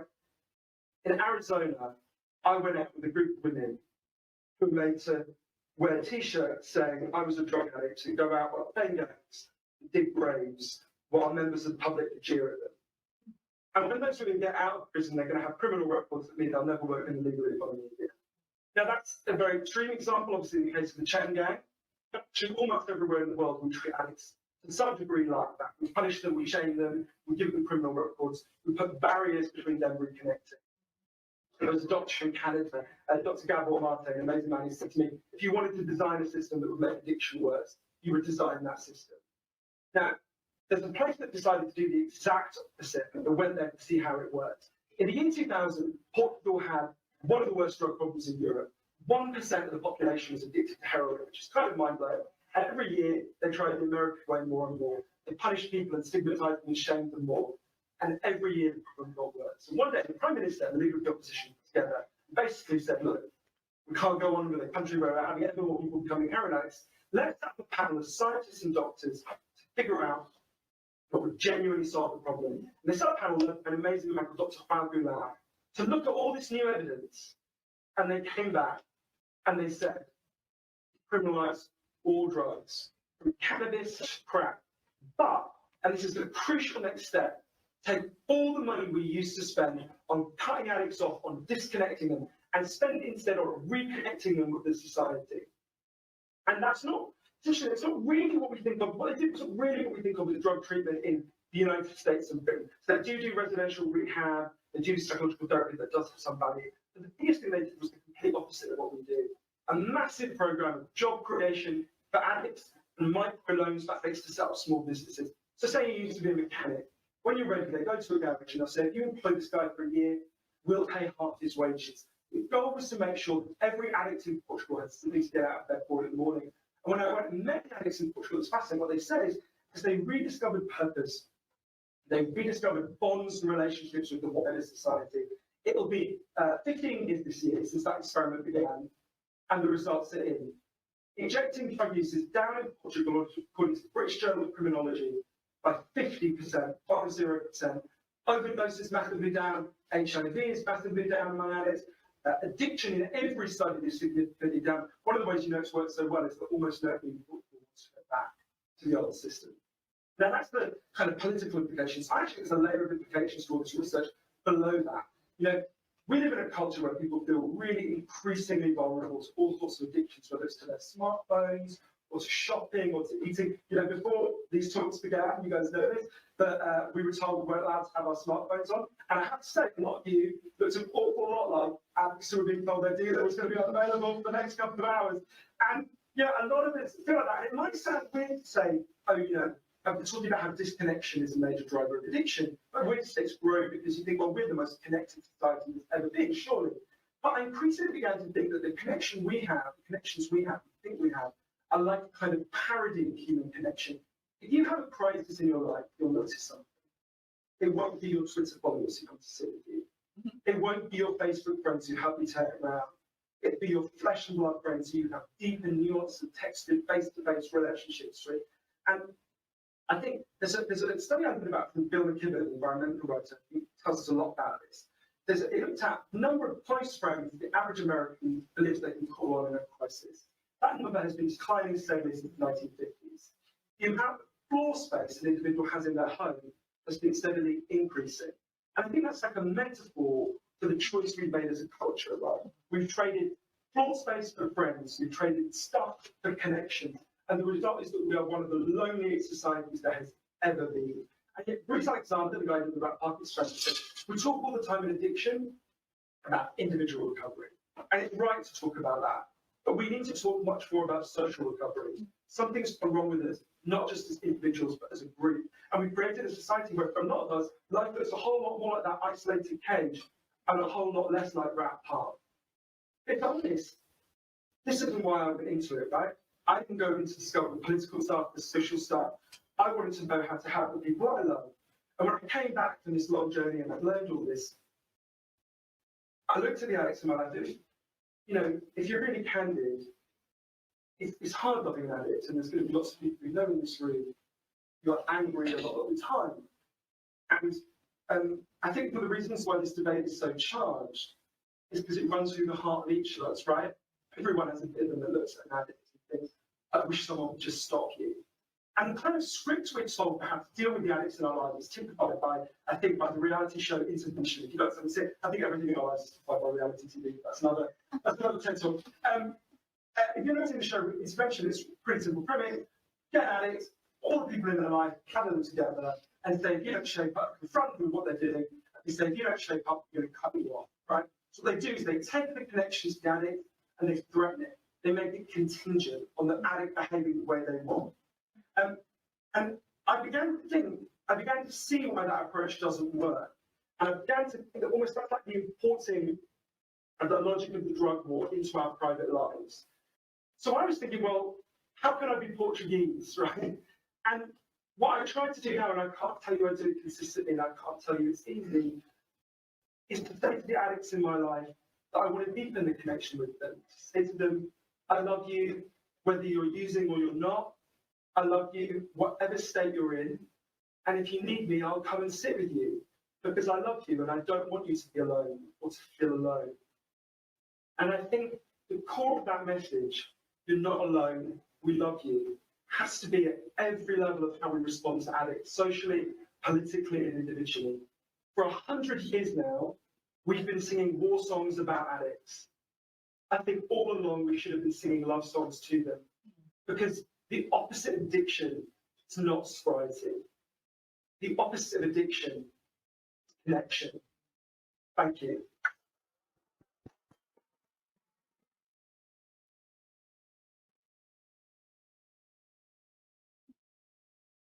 So what we're going to do now is we're going to get in our tables, and I have some questions that I'm going to share with you once I do the doodly do. And pull it back up here. Boop, beep, boop.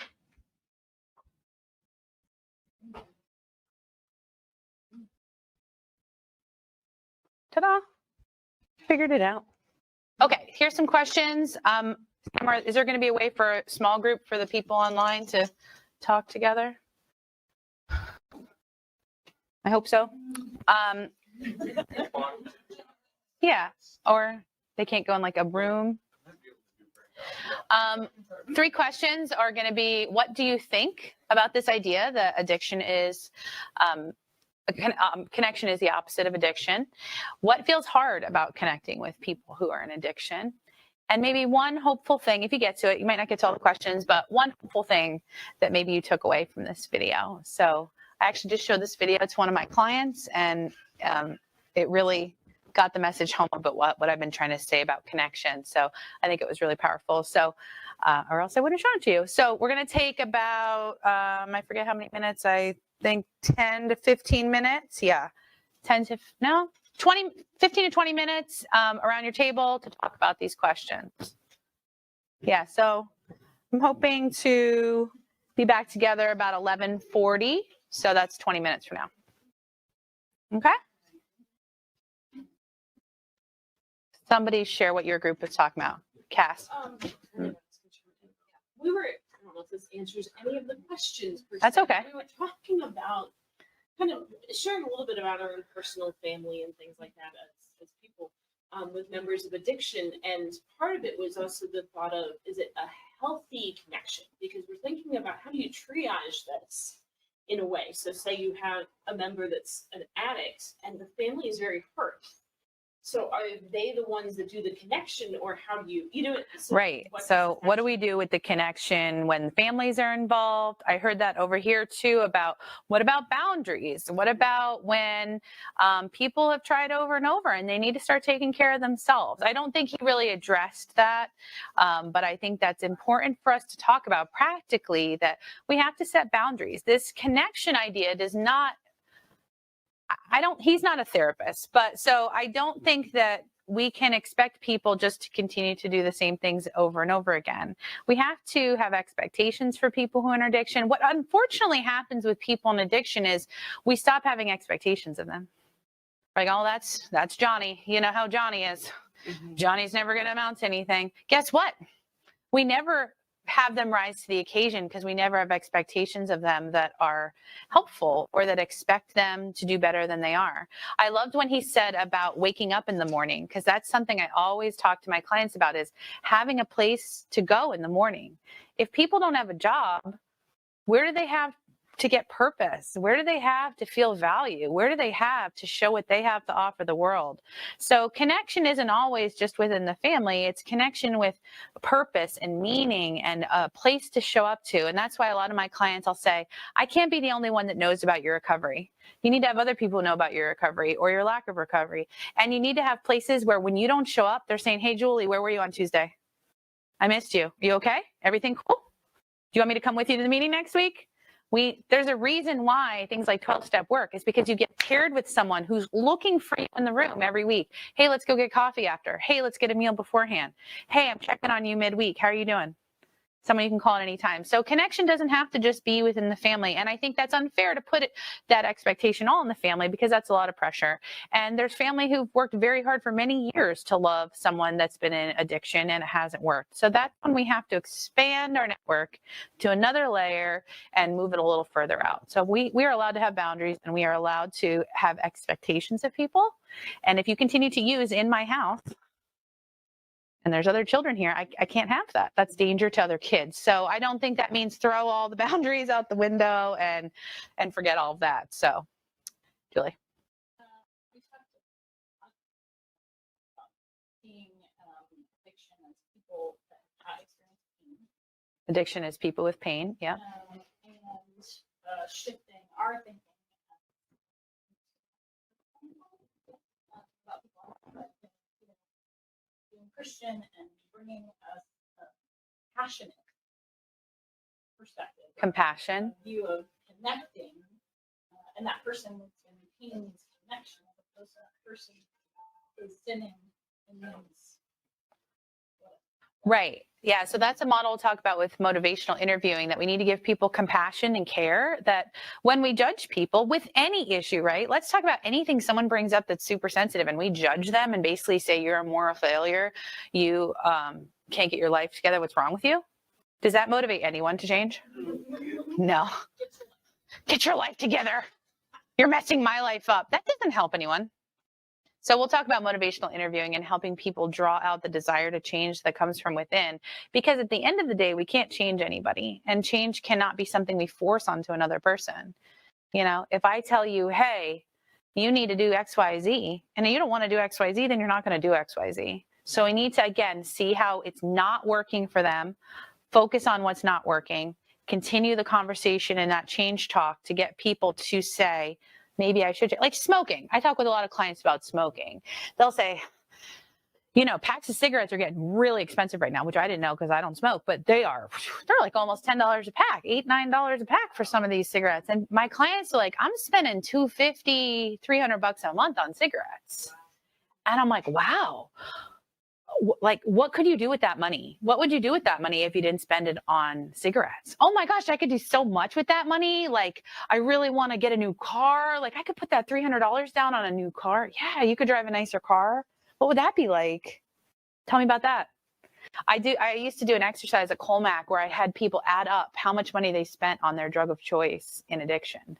Wow, was that eye-opening. So I'd be like, okay, so you've smoked cigarettes for how long? Oh, since I was 15. Okay, how old are you now? I'm 35. Okay, 20 years. Okay, you know, give an average amount for a pack. Just even say $5 a pack for the last 15 years. Okay, and you've also been drinking. How much would you say, you know, drinking is? Well, if I drink at home, it's one thing. If I drink at a bar, I'm buying other people's drinks. My bar tab is high. I wake up the next day and see my receipt in my pocket, and man, I was buying the whole room alcohol, right? Okay, we'll just give like an average. People would come up. We one time just did the room. I think there were 15 people, and like we literally were at like $700,000 or something like crazy over the course of everyone's addiction in the room. It's like, what can we buy with $700,000? Oh my gosh. They're all like, I can buy a boat. I can buy a house. I can buy this. I could buy that. I could leave my house and move here and there. I could go on a trip. Each person went around and shared things they could buy. And that's motivating because it's the person's goals. I could buy a car instead of buying cigarettes. But me just saying you should stop smoking, it's really bad for you. Does that ever make anyone change? Now, people know it's bad for them, right? People know every day that cigarettes are bad for them. People call them death sticks. People know. That doesn't make anyone change. So to your point, we need compassion. We need to tap into what the client wants to see different in their life. That's when we get change to occur for people. Other thoughts? We just briefly made the connection. You were talking earlier about the pandemic, about lockdown, how people not have Yeah. an addiction story because of Right. I loved when he said that we'll connect to other things because we naturally want to bond, right? And, we haven't even talked about gambling addiction, shopping addiction. Those are considered under like a different subset, different section than all the things we're talking about today. But, gambling addiction, pornography, all these things are us seeking positive reward in our brain, the dopamine hits, and bonding to something, feeling connected to something, even inanimate objects, it can be pretty powerful. Any other thoughts? Oh. The bonding of the drug is always there for me. Yeah. Yeah. Right. I can count on it, rely on it. Yeah. With attachment. It's a safe attachment. Yeah. Isn't that ironic? Denise? And like I think on the internet, like how it's like bad for like mental health issues, like social anxiety. Oh. A lot of people for social Yeah. I can't dance. So when I was talking, like I took a few shots. Like, right. So it can help people with social anxiety be braver or do things that maybe they couldn't do otherwise. Very true. Very true, right? Yeah. It's interesting when you don't drink, as I really don't. Not like I said, because I'm against drinking, but my body does not like alcohol. When you're sober in a room to watch how things change. I saw this funny video on Facebook and it was like at the beginning of the wedding, people dancing, and then like at the end of the wedding, like Aunt Matilda's on the ground doing like break dancing and everyone's ties are off and their shoes are off. And it was wild. It was wild. So yeah, it's people are inhibited. And so alcohol helps with inhibition. And that's the problem, though. I'll talk to clients about what happens when you drink. Oh, well, I sleep with people I don't want to sleep with. I spend money I don't want to spend. I black out and I didn't know what happened the last 3 hours. I, do things that I just saw this woman. She had surgery for something and she was under anesthesia and she bought all this stuff while she was under anesthesia. And she was showing all these clothes she bought herself while she was under anesthesia. It was really funny, but like people do that. Like people are like, I was drunk and I bought this. I was high and I did this. Like they have to like live with the consequences of this like alternate self the next day. Like I said these things, I did these things. I have a lot of sessions with clients where we're just debriefing what happened the next day that they heard from other people because they don't even know. They're like, I said that, did that, I flashed people, I kissed that person, what? So, For being drunk. Yeah. We did a lot of stuff last night. So Yeah. Everybody's not impressed. Like, Yeah. I have friends that are like, yeah, drunk me ate Taco Bell at 2 a.m. and sober me's feeling it. Drunk me and taco, yes, sober me do not always line up, right? No. Well, let's talk a little bit about, and thank you all for those thoughts. Something to think about. We want to move people to connection, which we'll talk about more.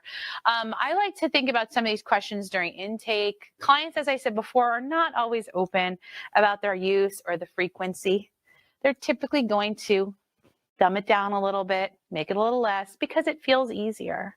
I really try not to get into like a detective, like putting the lights under them interrogation kind of mindset. I'm just keeping a listening ear. If someone says, I drink some. I'm just listening. I'm just putting on a really good listening ear for that. Some people will deny drinking or it being a problem because they don't have it for waking up. They're not doing it every day. It's not hurting anybody, things like that. And I shared this already. No amount of drinks, no amount of days in a row of drinking determines that the use is diagnosable. Really, it's about if it's detrimental. So the hard thing is people, again, live in that addiction belief system. I'm fine. It's fine. Everything's fine. I'm great. Until they're not. We don't want people to get to till they're not. That's often rock bottom. We'd like to catch people before rock bottom. It's much easier to come out of things when you don't hit rock bottom. But some people in the AA circles will say people have to hit rock bottom. I think people have to hit a level, like I said, where the positives are being overshadowed by the negatives, where the negatives are just winning, because otherwise we're going to keep doing the same thing over and over. So some questions that I ask, these are not really, some of these are on our intake form, some of them are not. How often are you drinking? When are you drinking? Some of my clients drink more at certain times of the year. Around the holidays, it's a hard time. Some of my clients, oh, when it's nice out, when I'm going to baseball games. I have people who have certain triggers that are seasonal triggers, so we have to be aware of those. Caffeine use, right? We've talked about, well, is this anxiety or could this be a caffeine issue? How many hours are you sleeping? Are you getting good rest? Any prescribed medications you're taking? Sometimes people are taking medications that aren't prescribed to them, that are someone else's. Got to find that out. Are there any pain issues, right? Sometimes I've had to refer people to the pain clinics because they need to get their pain dealt with so that they don't keep using these other substances to deal with their pain. Any recent surgeries? As I said, we got to keep an eye on those medications that are in the house too. And so we have things that can pop up, as I said, as a result of the substance use, anxiety due to caffeine, fatigue. I get that actually a lot with people who are anemic. Sometimes I'll think something else is going on and it turns out they're anemic. They need to go to the doctor and get on iron pills so they can help their anemia, but they're insomnia, so then they're drinking. Do you see? It's just kind of like domino effects. So now I got to send them back to the doctor to get them deal with the anemia so we can help with the drinking. So a lot of times I'm like, I think you should go to the doctor. Why don't you go get the doctor and get some blood work done? Why don't you see what's going on? You're saying you're tired all the time. Sometimes it's something simple like taking an iron pill every day. Vitamin D is huge, huge. You technically for vitamin D need 30 minutes outside a day. If you're light skinned, 30 minutes outside direct sun a day to get the appropriate level of vitamin D. So if you're darker skinned, even more. Obviously some people can't be out in the sun that long. I have clients that'll burn or taking medications. They can't have too much sunlight. And then mixing pills can cause hallucinations, can cause lots of problems. It's really dangerous to mix alcohol with prescribed medications, as Emily and I were talking about. So we have to be careful and find out what people are doing. Does your doctor know that you're taking Xanax and drinking? No? Okay, well, they need to know that. And often I want the client to go back and tell the doctor that. I don't want to make the phone call because then it's like I'm tattling, right? But there have been times I've had to call the doctor and get them inside information, obviously the release of information, but they need to know what's happening because they're prescribing stuff that can be extremely dangerous. Got 2 questions. Go ahead. When did that fall under the That's a good question. What do people think? I mean, Just left. you mean like a confidentiality? Yeah, but I think it's more if their intention is to die versus abuse. So I'm going to take these pills and drink this alcohol because I want to die today. I hope I die. Is different than I'm taking these pills because I'm prescribed by a doctor and then I also drink, but I don't take my doctor. So, Melody. I'm always wondering about so drugs and alcohol. Mm-hmm. There's taking the Xanax with the alcohol. Yeah, taking the Xanax.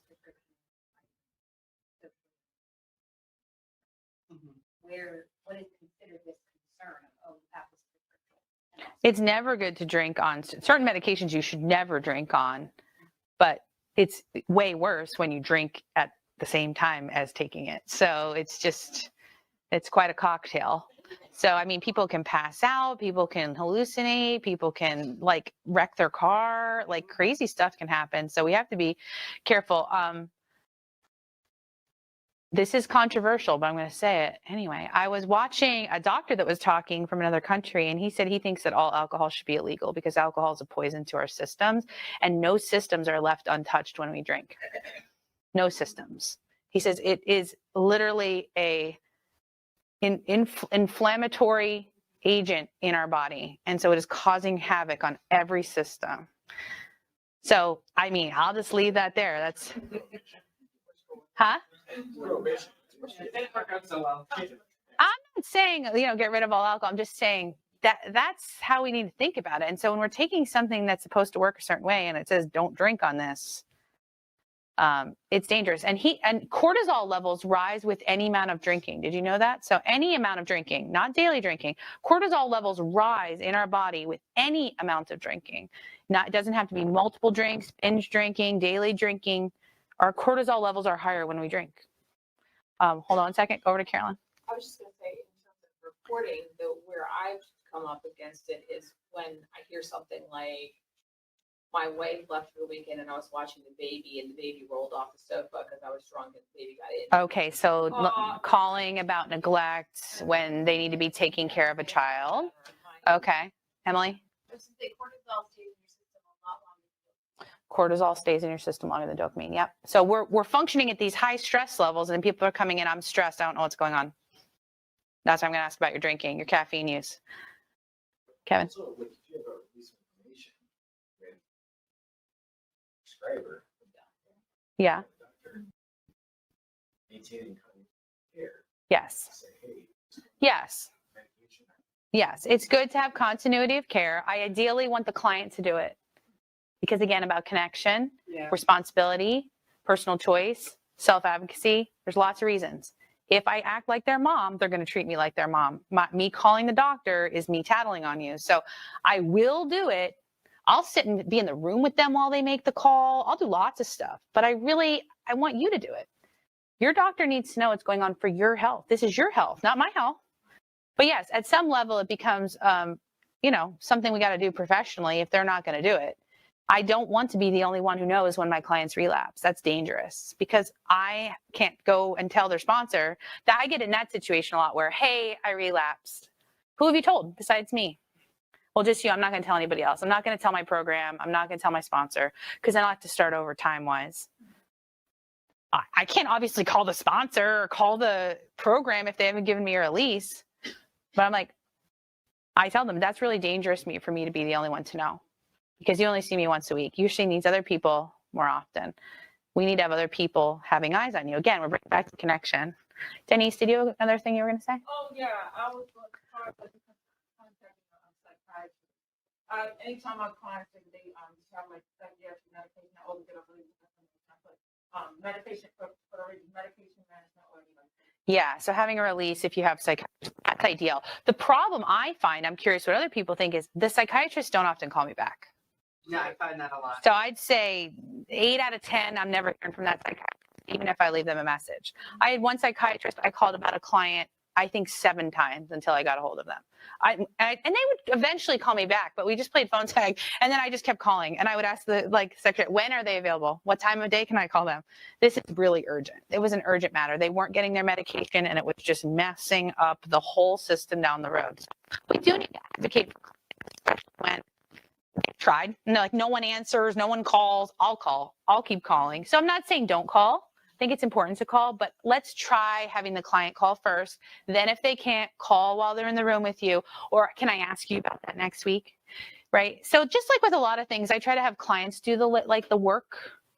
I don't want to do work too much. I don't want to work too hard for the client. I want the client invested in the work. So again, I think sometimes with addicts and alcoholics, we treat them like babies and we baby them. And that can be, that infantizing can kind of keep them in that system of I can't do anything. I don't know how.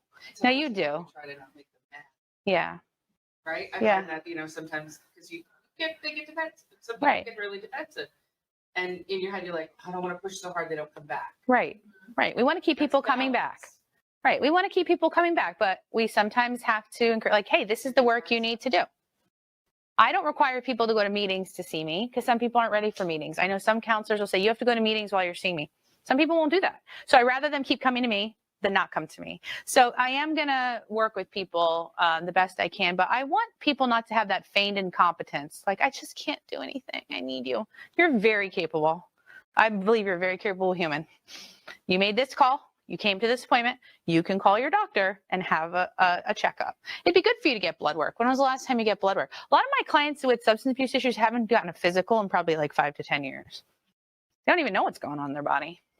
So yeah, I start with them doing it. If not, obviously jump in. If there's any safety issues or neglect or people being harmed, obviously jump in. Some treatment modalities that are great for working with people in addiction is motivational interviewing. A lot of people have already heard about that. The main cores of motivational interviewing, we kind of already talked about. Collaborating with the client, working together, empathy, drawing the client's ideas out about change. I already talked about this, about promoting change talk. I want the client to tell me why they need to change and why they want to change. And it's funny, clients will laugh at me, but I'll just say, so Cass, like you said, quit smoking. Like, tell me more about that. Like, you already know why I should quit smoking. Okay, just pretend I don't know. Tell me more about it. And I'll say that to them because I want them to speak it out loud. When we speak it out loud, when you tell another person, you're more likely to do it. When you write it down, you're more likely to do it. When you tell me when you're going to start doing it, you're more likely to do it. All of that stuff promotes change. Again, the autonomy of the client. I think motivational interviewing is just like the air that I breathe. So this is just how I think about people, is I want people to take responsibility for their own actions. I also do a lot of reality therapy, which is people taking responsibility for themselves. The choices they make are their choices. I don't want clients to say, well, you told me I had to do something. Sometimes clients say that to me, but I want them to say, I wanted to do this. Not you told me and I had to. And we want to catch discrepancies, not in a mean or, again, gotcha kind of way, but like, you know, you said you wanted to cut back on drinking, but you just told me last night you went out and drank into oblivion. Help me understand what was going on there. Well, I had a really stressful week and this happened. Okay. So like, where did it break down? I'm going to show you in a minute about with the relapse sequence. Yeah, that's coming up. People are thinking about the things they do before they do them. They just don't always admit it. DBT is really helpful for this, mindfulness, acceptance, and gaining skills to control our emotions and the self-destructive behaviors. It's slowing things down. I often describe it that we want to slow down the tape. We want to watch the tape in slow motion. If when I get in a fight with my wife, I leave my house and I go out and drink, that I need to know at what point when I fight with my wife that that's going to turn over into right? What can I do differently? Okay, maybe I can go on a walk. Maybe I can give her my car keys so I don't leave the house and go to the bar. Like, we have to start slowing things down for people for them to see how we can back it up to where they can control it. And sometimes that might be days or weeks in advance. I have clients say, well, I'm going to a wedding and I'm worried I'm going to drink and get really drunk and embarrass myself. Okay, what can you do in preparation for the wedding? We'll talk about the wedding for months. Who they're going to hang out with. They're going to get antibiotics from their doctor so they don't drink. They're going to have people who they're going to call at the end of the night who are going to check on them. They're not going to drive. They're going to drive so that they don't drink. They're going to be the designated driver. We'll plan for months. What drinks are you going to have in your hand? Because if you have a drink in your hand, nobody asks you if you want to drink. You have a drink that looks like alcohol. It might just be seltzer. No one says, can I get you another drink? Do you need a drink? So we do all these little tricks to get things prepared. We know cognitive behavioral therapy works with stopping thoughts, looking at the belief systems. Well, everyone thinks I'm a screw up, so I guess I'm a screw up. Guess I'm already broken, so might as well keep going. Prove everybody right? We have to change the story, change the thought. We have talked in the past about the stages of change, but there's 6 stages of change, and we need to figure out where our clients are on the change continuum. So we have pre-contemplation, they're not even thinking about it. It's not even in the conscious thought. Contemplation, thinking about maybe I want to quit smoking. Preparation, I'm calling my doctor and getting patches. I'm going to stop on this day. I don't want to smoke this summer. These are preparation. Action, I actually got the patches. I am starting. I am doing it. Maintenance, continuing to do it. Termination, we've done it. We're done, hopefully. Sometimes you got to go back through the stages. But if we expect people in the contemplation stage to do something that's an action item, we're having the problem, not the client. So we'll call that resistance. That's actually us not knowing where the client belongs. So if I start seeing a couple and the wife says he has a drinking problem and he doesn't think he has a drinking problem, me focusing on him having a drinking problem isn't going to fix the relationship because he's not even ready for that. So I have to get him to say, yeah, my drinking causes problems in our relationship.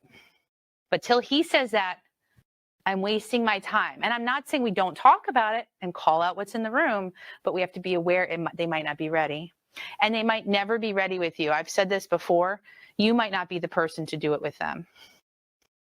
I've seen clients that I wasn't the person to get them to recovery. I just wasn't, but they moved further down the road. And then the next therapist, they were ready. Doesn't mean you didn't do good work. They just weren't there yet. So don't expect something of yourself that you cannot bring into existence for people. Right, because we're pushing them. Dan said we're damaging the therapeutic relationship. We're pushing them to be where they're not. If I expect my 9-year-old child to be like my 12-year-old child, that's unfair to him. He's not developmentally there. So I need to know where they are and what they can handle and what they're prepared for. And some people don't have the tools. Some people don't even have the tools to say what the words, the emotions that they feel inside their body. But I'm like, you need to do all these things. I'm just working on you're angry. Can you say you're angry? Versus fine.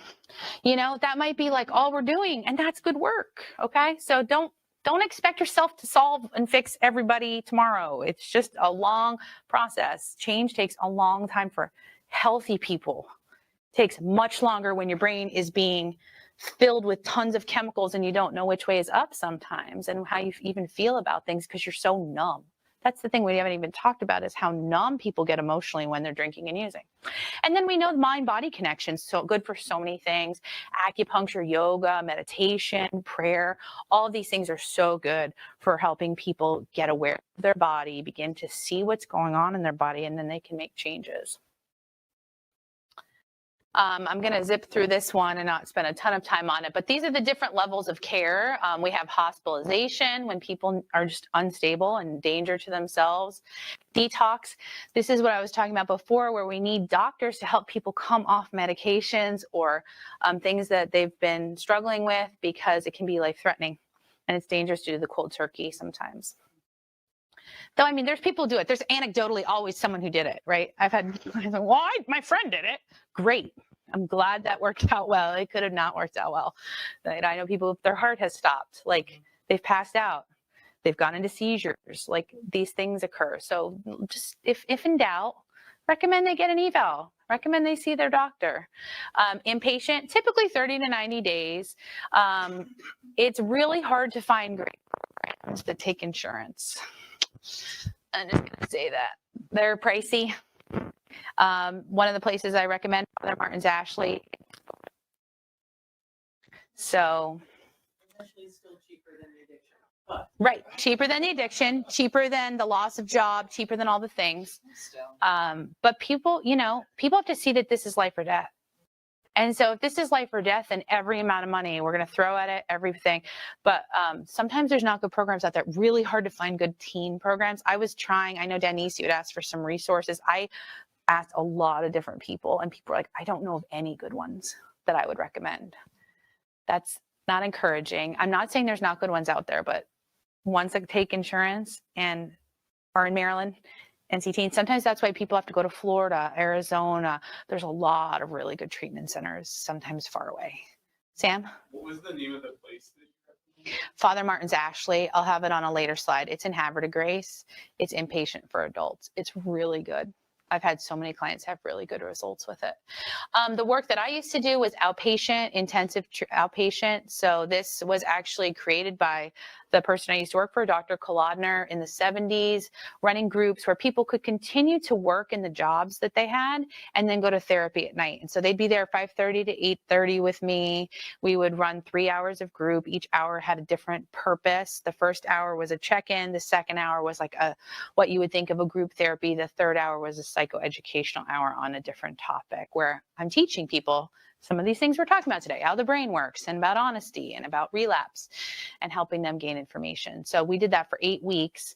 And then people would go to our continuing care groups, which are once a week groups doing the same thing. So these are all run by professionals. These are all run by trained staff. These are all monitored by doctors. We had psychiatrists and doctors monitoring all the work that we were doing so that we made sure nobody would go into any kind of problems. In all of these places, people are being drug tested, being screened, so we can know exactly what's in their system. I didn't drink. That's interesting because you have alcohol enzymes in your body right now, and you only have those 2 days after you drank. They're in your stomach. So We have alcohol enzymes. What about their liver? So people, we can check people's liver functioning. It can be really important to have medical care that's above us. So we need to know where do we fall? We're down in this category at the bottom. So we're in the kind of continuing care, outpatient. We are not most likely in these upper categories because they're not ready. We have to get people to stabilize. Not that I've never seen people who are using or drinking, but it's often they've already been in recovery and then they've kind of relapsed and then we go back to being in recovery, where when people are like this is not a once a week therapy session is going to do what they need to do. This is where I said we're out of our range. We need to know our limitations. People can't work on their brain when their brain is flooded with all these chemicals. They can't even know what's happening in their system because everything is just swirling.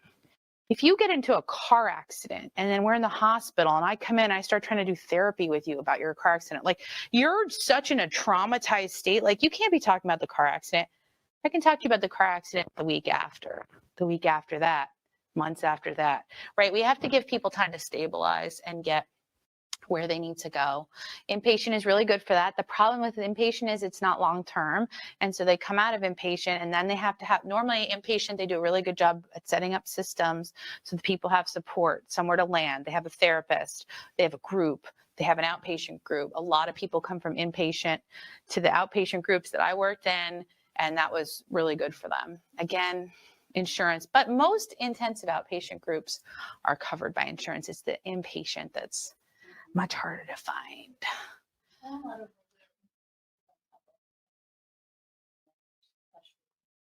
For inpatient?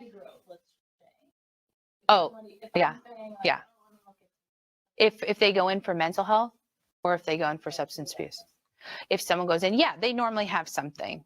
They normally have both. You know, when people are inpatient for mental health issues, they're not normally dealing with the substance use, they're just detoxing them. So they're not like doing groups.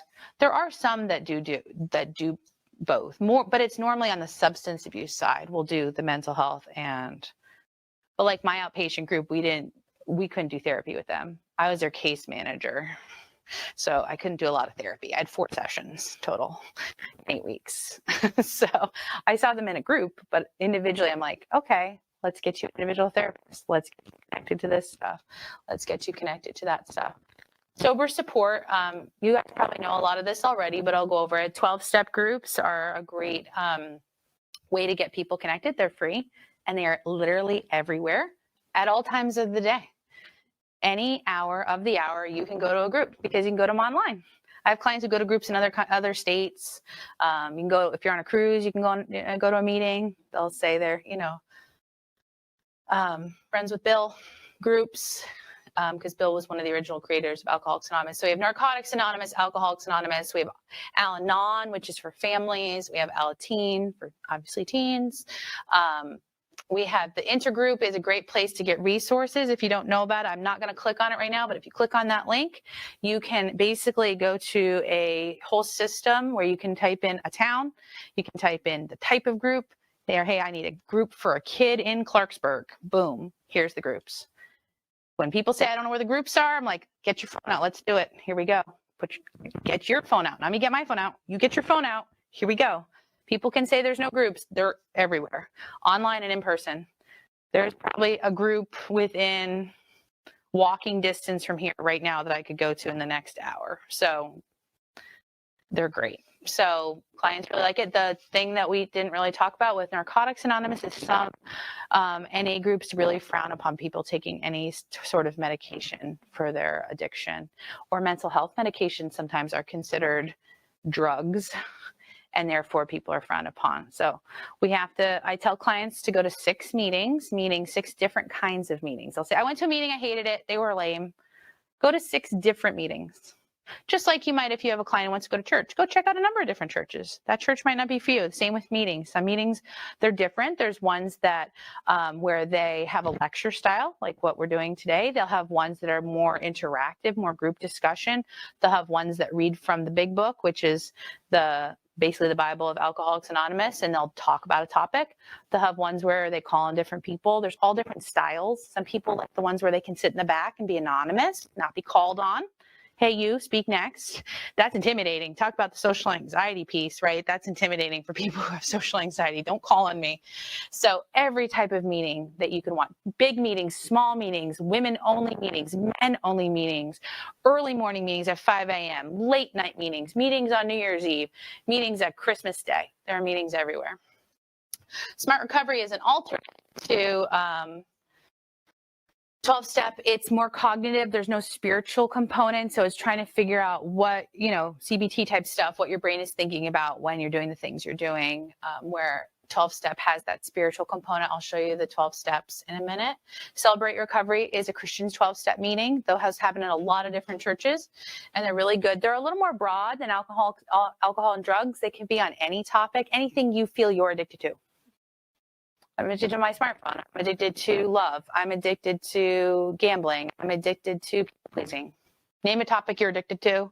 You can go there and talk about that topic in groups. So they're a little more broad. And some people like that because they can talk about a couple different things they're struggling with at the same time. Like maybe I'm struggling with alcohol and people pleasing, and I'm just a perpetual serial dater. I just date a lot just because it makes me feel good about myself. What did someone say? Chocolate. You could go there. I mean, there's meetings on eating and Weight Watchers and things like that. So yeah, people can go there about food addiction, binge eating. Life Ring is another secular 12-step program. I don't have as much experience with that, but I've heard that's really good. There's women's sobriety meetings. This is called Women for Sobriety. That's an actual group.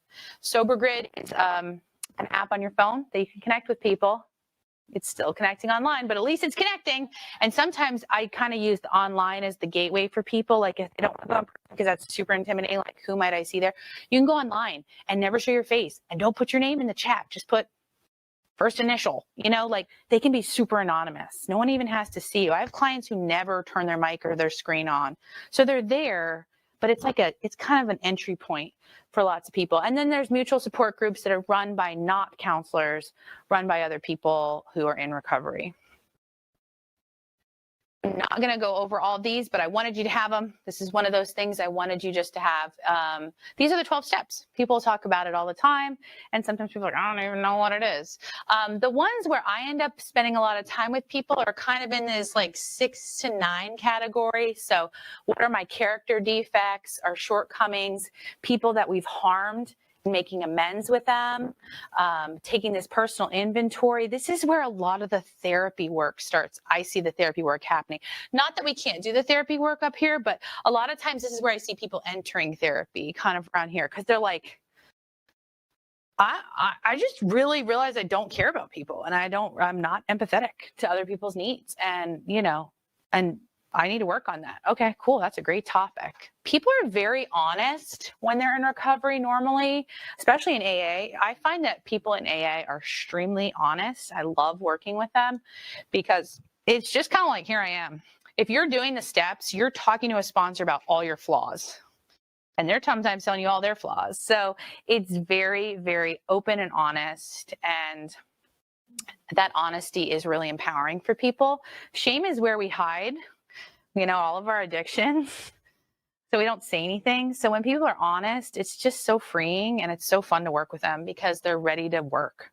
And I find, honestly, a lot of times people who are in recovery are more ready to work than other people because they're so ready for this to be different that they'll do anything. So they're like, okay, this is my stuff. I have a client this week I just saw, and he's like, I'm just gonna be straight with you. And he told me some stuff, and he was like, I'm just telling you straight. And I'm like, I appreciate that so much. He's like, that's what's in my brain. And I'm like, yep, I get it. I really appreciate you saying that because now we can work on it. Some clients are still wanting your approval, wanting you to like them, wanting you to think they're an A+ student. I don't see that as much. So it works really well for me and the type of work I like to do with people in a caring, direct, collaborative style. That's my style. And people doing this amends is really good. The one caution with amends is sometimes people making amends can be really harmful. So it says except when it's going to injure someone else. So let's say I harm Carolyn, but in telling Carolyn I'm going to make something up.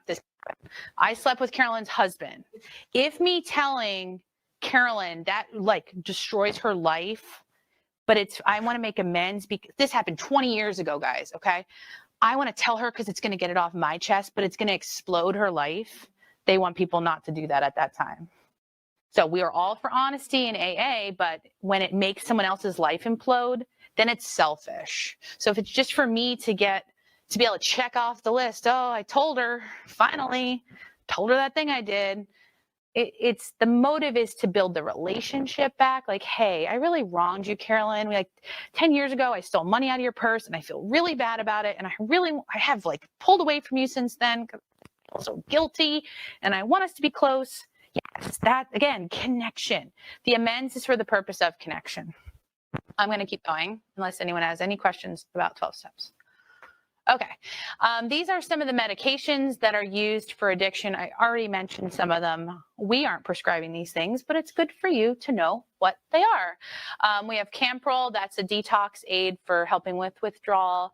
Ativan, that's a benzo that helps with addiction, with alcohol withdrawals and calms the nervous system. Benzos, people take benzos in an addictive way, but the purpose of when they're prescribed is to calm the nervous system. Librium is another benzo that can help with anxiety and withdrawal.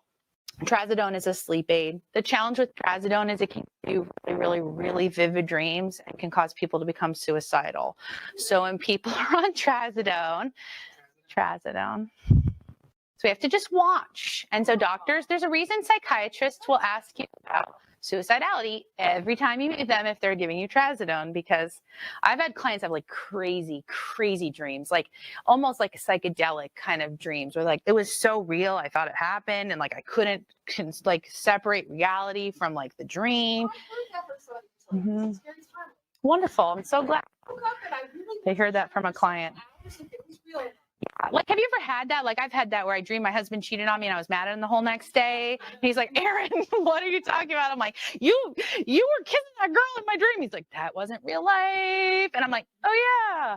So like dreams can be powerful, and we sometimes don't even know they happen, but we're mad at the person and that didn't even occur. So, just something to be aware of.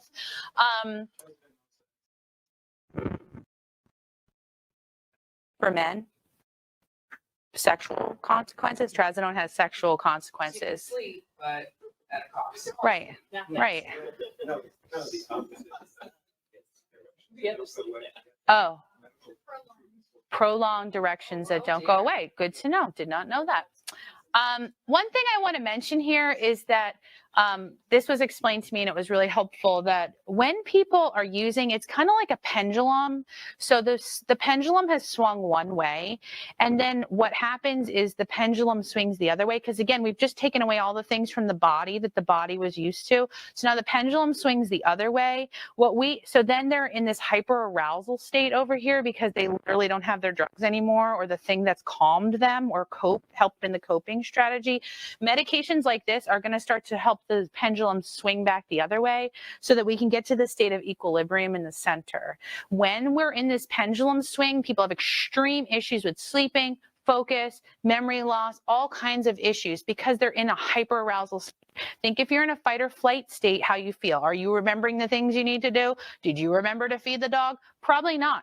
So people really struggle at work during this time, and focus and ability to get things done, but it does go away. It does calm. The nervous system has to get to a place of calm. So if clients say, I'm never going to sleep again, I'm like, you're going to sleep again. I'm never going to be able to think straight again. You will. You just have to keep reassuring them it's going to happen. There's an adjustment period where our body is out of equilibrium, and it will find its equilibrium and it will begin making the chemicals it's supposed to make again. But it takes time. Chemicals don't get made in one day, in 1 week. I would say 4 weeks to 12 weeks is when we start to see the body start to make the chemicals and regulate the systems and communicate. Julie?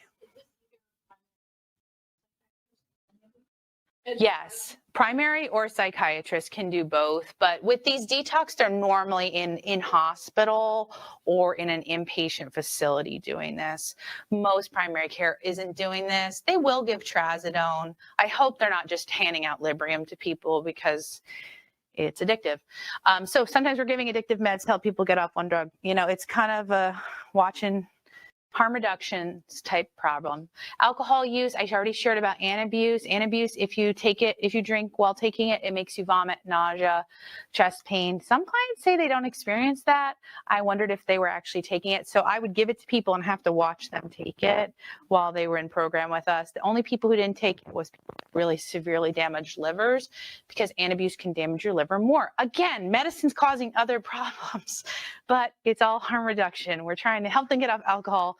And then your liver is pretty magical, actually, unless you go past a certain point, but your liver can like regenerate and like heal.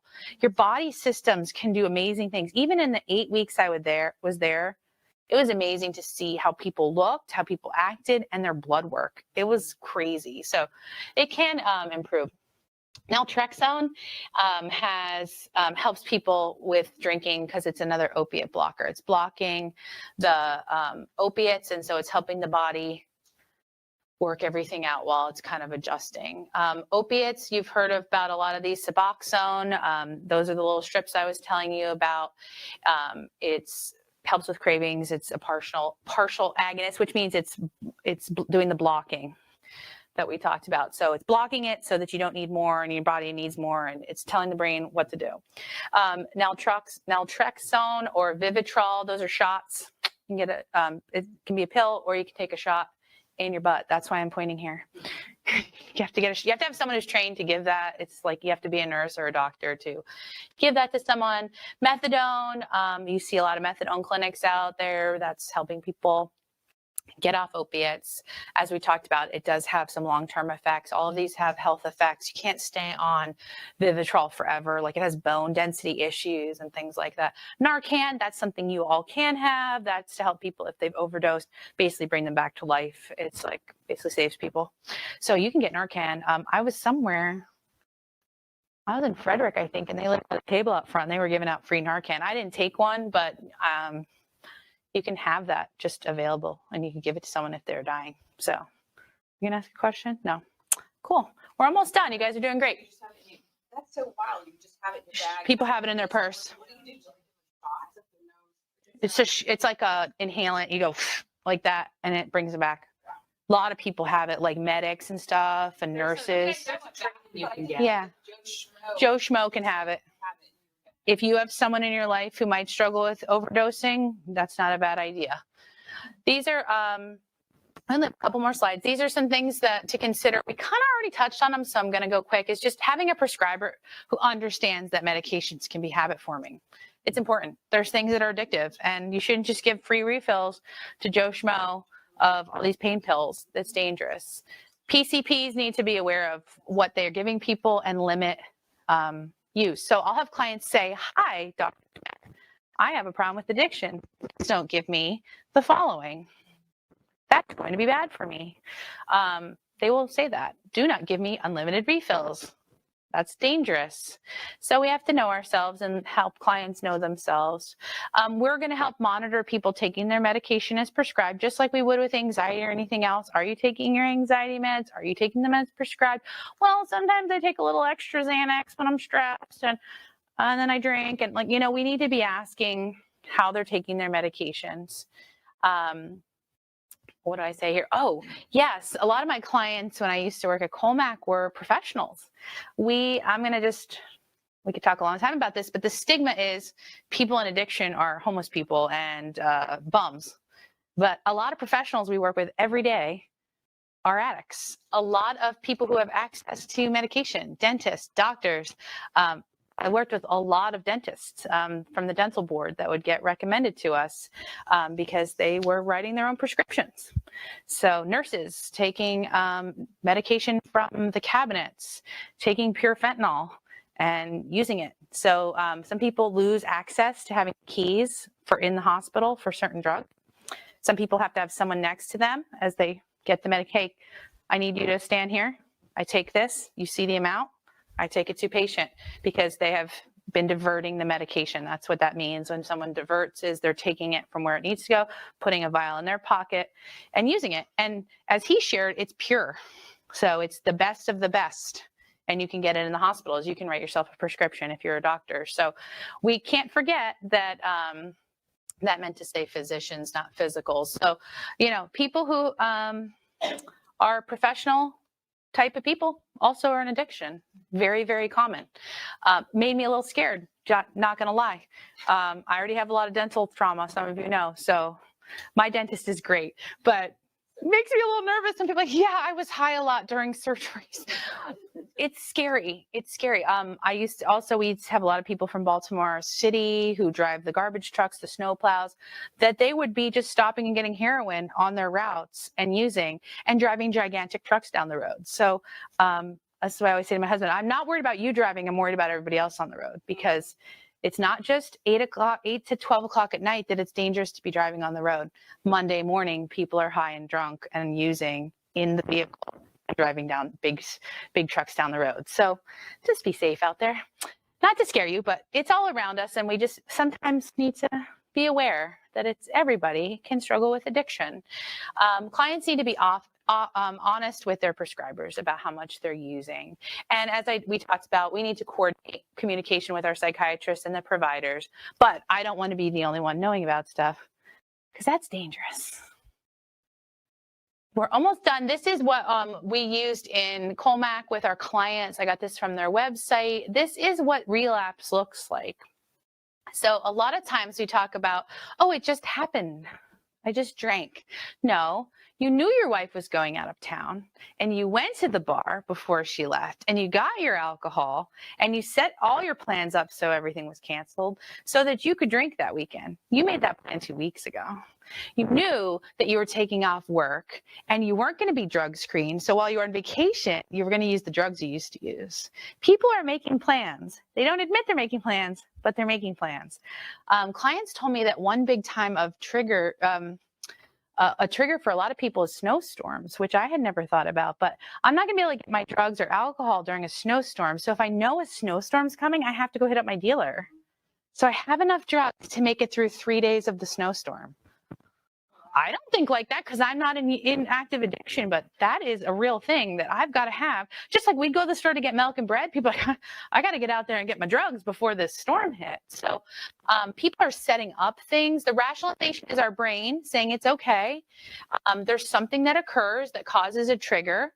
And then you can have a craving, but again, you don't always have to have a craving, but you have an automatic thought. An automatic thought can cause a craving can cause an automatic thought. They're all interacting here in this section, but we're having a thought. I need a drink. I had a rough day at work today. I need a drink. That's CEU. Whew, I need a drink. So we have an automatic thought and we come up with a belief system about that automatic thought. I deserve it.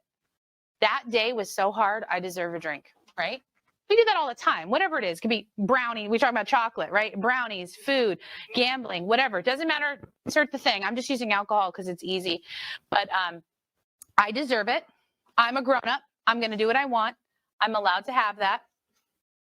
And then they give themselves permission, right? I'm a grown-up. I'm going to do it at home. It doesn't matter. It's not going to hurt anybody. And then they use. And if the use continues, it's going to lead to out of control use again. But what I help people do in counseling and when I was working in addiction outpatient is helping people back it up. Because they'd say, it just happened. They're down here. It just occurred. It didn't just occur. Something happened beforehand. So I want us to slow the tape down. So I would literally, if someone relapsed, I would have them share what happened. So you drank. Yeah, what happened? Nothing happened. I just drank. What happened? I was really stressed. I had a fight with my wife. I'm just, again, generalizing it's some guy, but not always men. A lot of women drink very heavily too. I had a fight with my wife and yeah, when she was gone, I went out to the store and I got stuff and I just had it there because I knew I was going to need it later or whatever. So people are setting this up long in advance. So I want to help people slow it down. And it's very cognitive behavioral. Start to find what the belief system was, what the automatic thoughts were, what the behavior and rationalization was that told you it was okay. My kids are gone for the weekend. I can party. I'm not working the next week. I can use. I'm going to Vegas. What happens in Vegas? Lots of rationale behind it. You know, lots of different reasons, endless reasons that we could come up with. But this is how the relapse sequence works. And we want to get people to slow it down and acknowledge where their hangups are. And everybody has triggers. So that's what I want to back up to is if you do anything with people, relapse prevention and talking about triggers is really important. So triggers are anything that makes people want to drink. It's a conditioned stimulus. There can be internal triggers and external triggers. Internal triggers might be I was mad, I was glad, I was celebrating, I was anxious. External triggers can be it's a Friday, it's a Monday, it's summer, it's the holidays, anything. It's Tuesday. I'm hanging out with that person and they're difficult. I'm hanging out with that friend who I used to use with and he's not going to understand if I say no. So it can be people, it can be places, it can be things, it can be emotions. People don't think about internal triggers. They think a lot about external triggers like walking past a bar, seeing a person using, seeing a person drink. Those are definitely triggers. I have clients who are triggered if they see, like, you know, a lot of shows on TV show people using. They see someone inserting a needle into their arm, that gives them a trigger and they might want to use. So some people, actually most people in recovery from heroin can't watch those type of shows where there's like drug shows because they love to show people shooting up and like being graphic about it. And so that's extremely triggering. So people have to know that about themselves. If like, I'm going to go get blood work, seeing the needle go in my arm makes my brain say, I want to put a needle in my arm. There are so many things that we might not think about on the day-to-day basis that I didn't think about. I'm like, oh, watching that show Intervention is great. My clients in recovery and addiction should watch that. And they're like, I can't watch that. They're showing drug scenes. They're showing people snorting cocaine. They're showing people using. That's extremely triggering. Cannot watch that. So it can be a lot of different things for a lot of people. It can be being around certain people. It can be like, oh, it's just the holidays with my family, and that's really hard. It can be happy things. I love to celebrate, and so celebration makes me want to use or drink. It can be I'm sad and I want to use and I want to drink. Lots of different things for a lot of different people. One thing I didn't mention about, like I was just thinking about, is a lot of clients with I see a lot of moms, postpartum depression and anxiety. Well, now I can drink because I'm not pregnant. So now I can drink, but then they take that, well, now I can drink and I'm not sleeping and I'm tired and I'm stressed. And there's a huge culture for moms out there of just wine is the cure-all to parenting and we must just drink to oblivion to be able to raise these children. And it's really dangerous. There's a lot of women who are struggling with alcohol addiction because the culture is saying that's cool, that's fine. Oh, this is mommy's drink, mommy's special drink. 9 a.m. What's in the cup? Is it coffee? Is it wine? Is it pure vodka? Go ahead. I mentioned something about women before, and the stat popped into my head when I took the drug and alcohol class, and they said that something like 97% of women that use hard drugs have a history of sexual abuse. Oh. So it's sort of like, not just alcohol, marijuana, but other drugs. Yeah, 97% of users have sexual abuse or trauma. Yeah, trauma, when we pull back, how we were talking about pulling back the layers, trauma is often under there. Trauma because they had a family member that used, or you would think someone who has a family member who uses wouldn't use, but that's not how it works. It doesn't work like that. A, you got the heredity. B, you've got an environment where they saw using being produced, being encouraged. You would think they'd be like, oh yeah, my mom used, I shouldn't use, but it doesn't normally go that way. Sometimes parents actually teach their kids how to use drugs the right way. They'll say, oh yeah, I want him to shoot up with me if he's going to shoot up the first time. It's pretty gross, honestly. But trauma is huge. Trauma is really underlying in the surface. I gave some examples here of some triggers: having a beer with crabs, drinking certain times of day. Grief is a huge one to cause people to relapse. Celebration.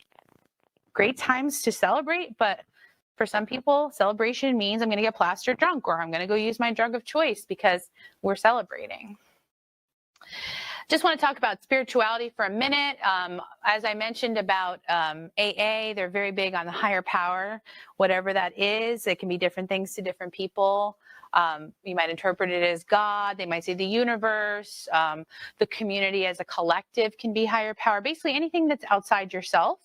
So that's really helpful for people. Sometimes people struggle with AA though because of that higher power and they don't want to have the religious influence. AA also talks about the hole in the soul. The idea is that we all have a hole in our soul and we fill it up with different things. And so for some of us, it might be spirituality, faith, religion, but it can be lots of things. It can be gambling, it can be sex, it can be people pleasing, it can be food, it can be workaholism. Anything we put in there to fill us that's temporary and fake is dangerous. So I want to fill it with good things, connection, relationships, love, self-esteem. So I have a lot of clients who take the drugs and alcohol away, but the hole is still there.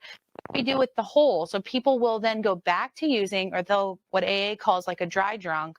A dry drunk doesn't drink anymore, but they don't change any of the situations in their life. So we want to change the situations to be more healthy coping strategies. So we fill the hole.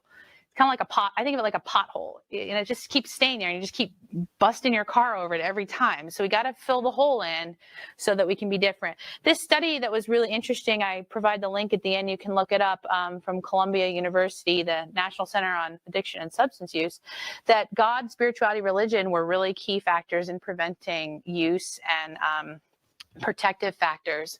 Adults who did not consider religious beliefs important were more likely to use alcohol, cigarettes, binge drink, and four times more likely to use illicit drugs. Teens who never attended any religious services were twice as likely to drink, 3 times more likely to use marijuana and binge drink, and four times more likely to use illicit drugs than teens who attended religious services weekly. So people who attended any kind of spiritual programs were more like AA or NA, were more likely to maintain.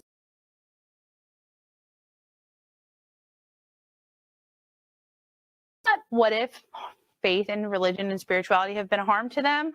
And that's where it gets dicey. That's where we got to do some work in counseling to help people find some kind of spirituality or faith that they can identify with so that they can use that in a protective way. But it might not be the parents' religion. It might not be the church of origin. It might be something new, something different. Final thoughts. If you stick with me for one more slide. If we turned away everyone who we saw that had addiction issues, we'd only see about 50% of our clients. So this is going to come up. I don't expect you to be an expert on it, but just something to be aware of. Dan and I have a lot of experience with this. We're always willing to talk to you about it. Don't practice outside of your ethical competencies, but you can always get support from us if you have a client that you don't know what to do. We have to really check out where our clients are and refer out when appropriate. We don't want to be doing the work of a doctor.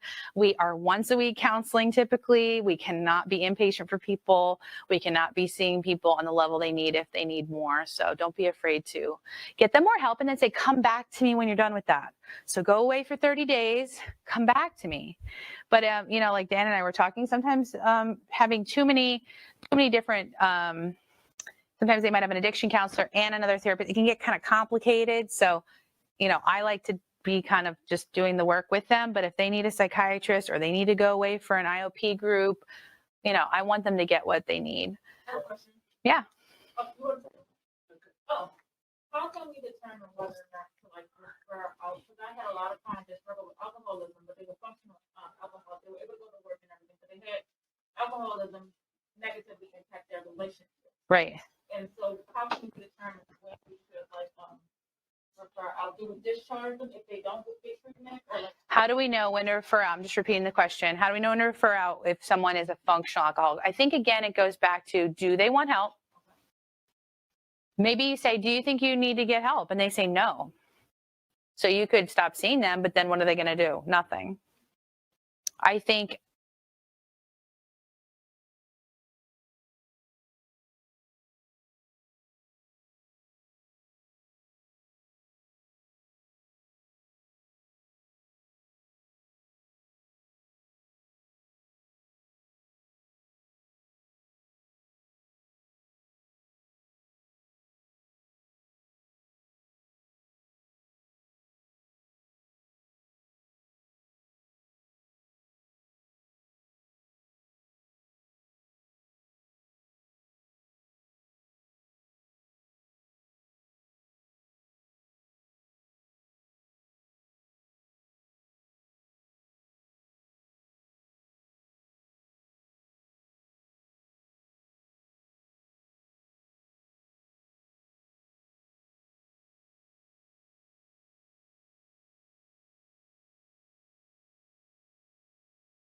can enter the problem. So I would keep seeing them, but encourage change as much as you can. Dan? Can I say one more time that everybody in this room has more training Mm-hmm. than the average. That's facts. That's, to me, that's concerning. Yeah. Something nobody should be. Yeah. Most people in addictions and ADT, which is an addiction something, I can't remember the D, therapist, they don't have a master's degree. So yeah, so you can get a training on that and take a limited training. I'm not saying they don't do good work. I know a lot of people who did that work, but we have more than enough skills in this room to do good work. It's just knowing the terms and the words, and that's why I'm trying to give you the terms and the words so that when someone talks about it, you know the terms and it's clicking in your brain. You said that, Yeah. if there's countertransference, we need to make sure we're keeping up with that and paying attention to it. Checking on countertransference. About it, because we need to be ethical and able to. Are you thinking of a particular reason why you say that? I'm curious. Like, what would be ethical? All of us, yes, all of us are trained. Yeah. If you will. But if there's some reason within us that we can't work with, 'cause Right. somebody close to us. Oh, yeah. If we have someone close to us, it might be triggering, just like with anything else. Like, not everyone is for everyone. Not every client is for me. So yeah, we have to, that's why I like to talk to the client ahead of time. But sometimes these things, like I said, sneak out after the fact. So we need to, sometimes we will need to refer. I think that's a good point, that sometimes there's transference, countertransference, things going on. Maybe your son is struggling with addiction and you're seeing a teen client and they're struggling with addiction and it is just too close to home. Yeah, that we got to know where our limitations are. But you are definitely skilled and able to listen to people's problems. And honestly, I think a lot of times it's just asking them, how are you doing with the drinking? How are you doing with that thing? Like, if I think drinking more than some drug use, because that a lot of times, like I said, has to be with medication to come off. But I just make it a part of our conversation. It's just what we talk about. Like I would say, how's it going with stop smoking? How's it going to drink? Oh, well, I drank last week. Okay, what happened? Let's talk about the situation. No judgment. What occurred? What was the challenge? Oh, I just was really in a mood and I was really mad. Okay, what could we have done different? If we backed it up, what could we do in that situation? But change is difficult, as I said. We need to help people reinforce the change behavior. It takes time for patterns to change. It just takes a long time. So, changing people, places, and things. I have a poem that I meant to bring with me, but I will send to you. It's a poem that's not about addiction, but it's talking about falling in this hole over and over again. And you eventually have to, the person says, I walked down the street and I fell in this hole and I couldn't get out. I was there a long time. The next chapter, I walked down the street, I saw the hole, I fell in again. It's my fault. Third time, I walked down the same street, I fell in the hole again. Why can't I change?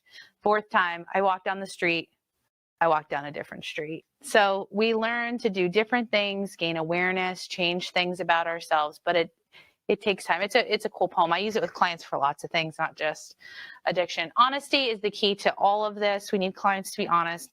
So when clients share honestly, we can't be judgmental. We have to be open, accepting. Thank you for telling me that. I know that was really hard to say. You know, man, I really appreciate you being honest that you've been hiding alcohol, or that you've been drinking, or that you've been lying, or that you've been sneaking. I don't assume that clients are lying, but once I start catching clients in a set of lies, I start to pay closer attention, and I'm just more aware that what I'm getting might not always be the truth.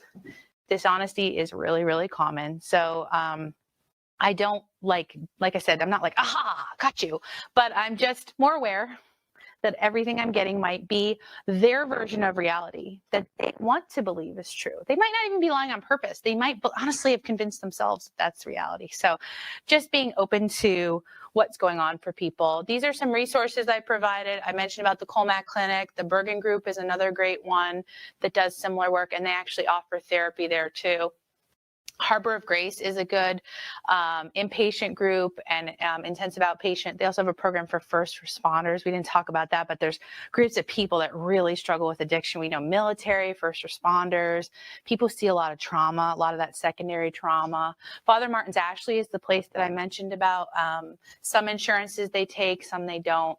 Intergroup was the resource I mentioned, Smart Recovery, Celebrate Recovery. And then a great website where you can get tons of information and even taken some trainings. Substance Abuse and Mental Health Services Administration, they have a national hotline, and you can go to that website and find treatment resources. But they just have a ton of really good, because this is the blending. This is where we've got the mental health and the substance abuse. That's the group that does all of that. So they're really good. And then there's just references on different things I talked about today. And that's all. You're welcome.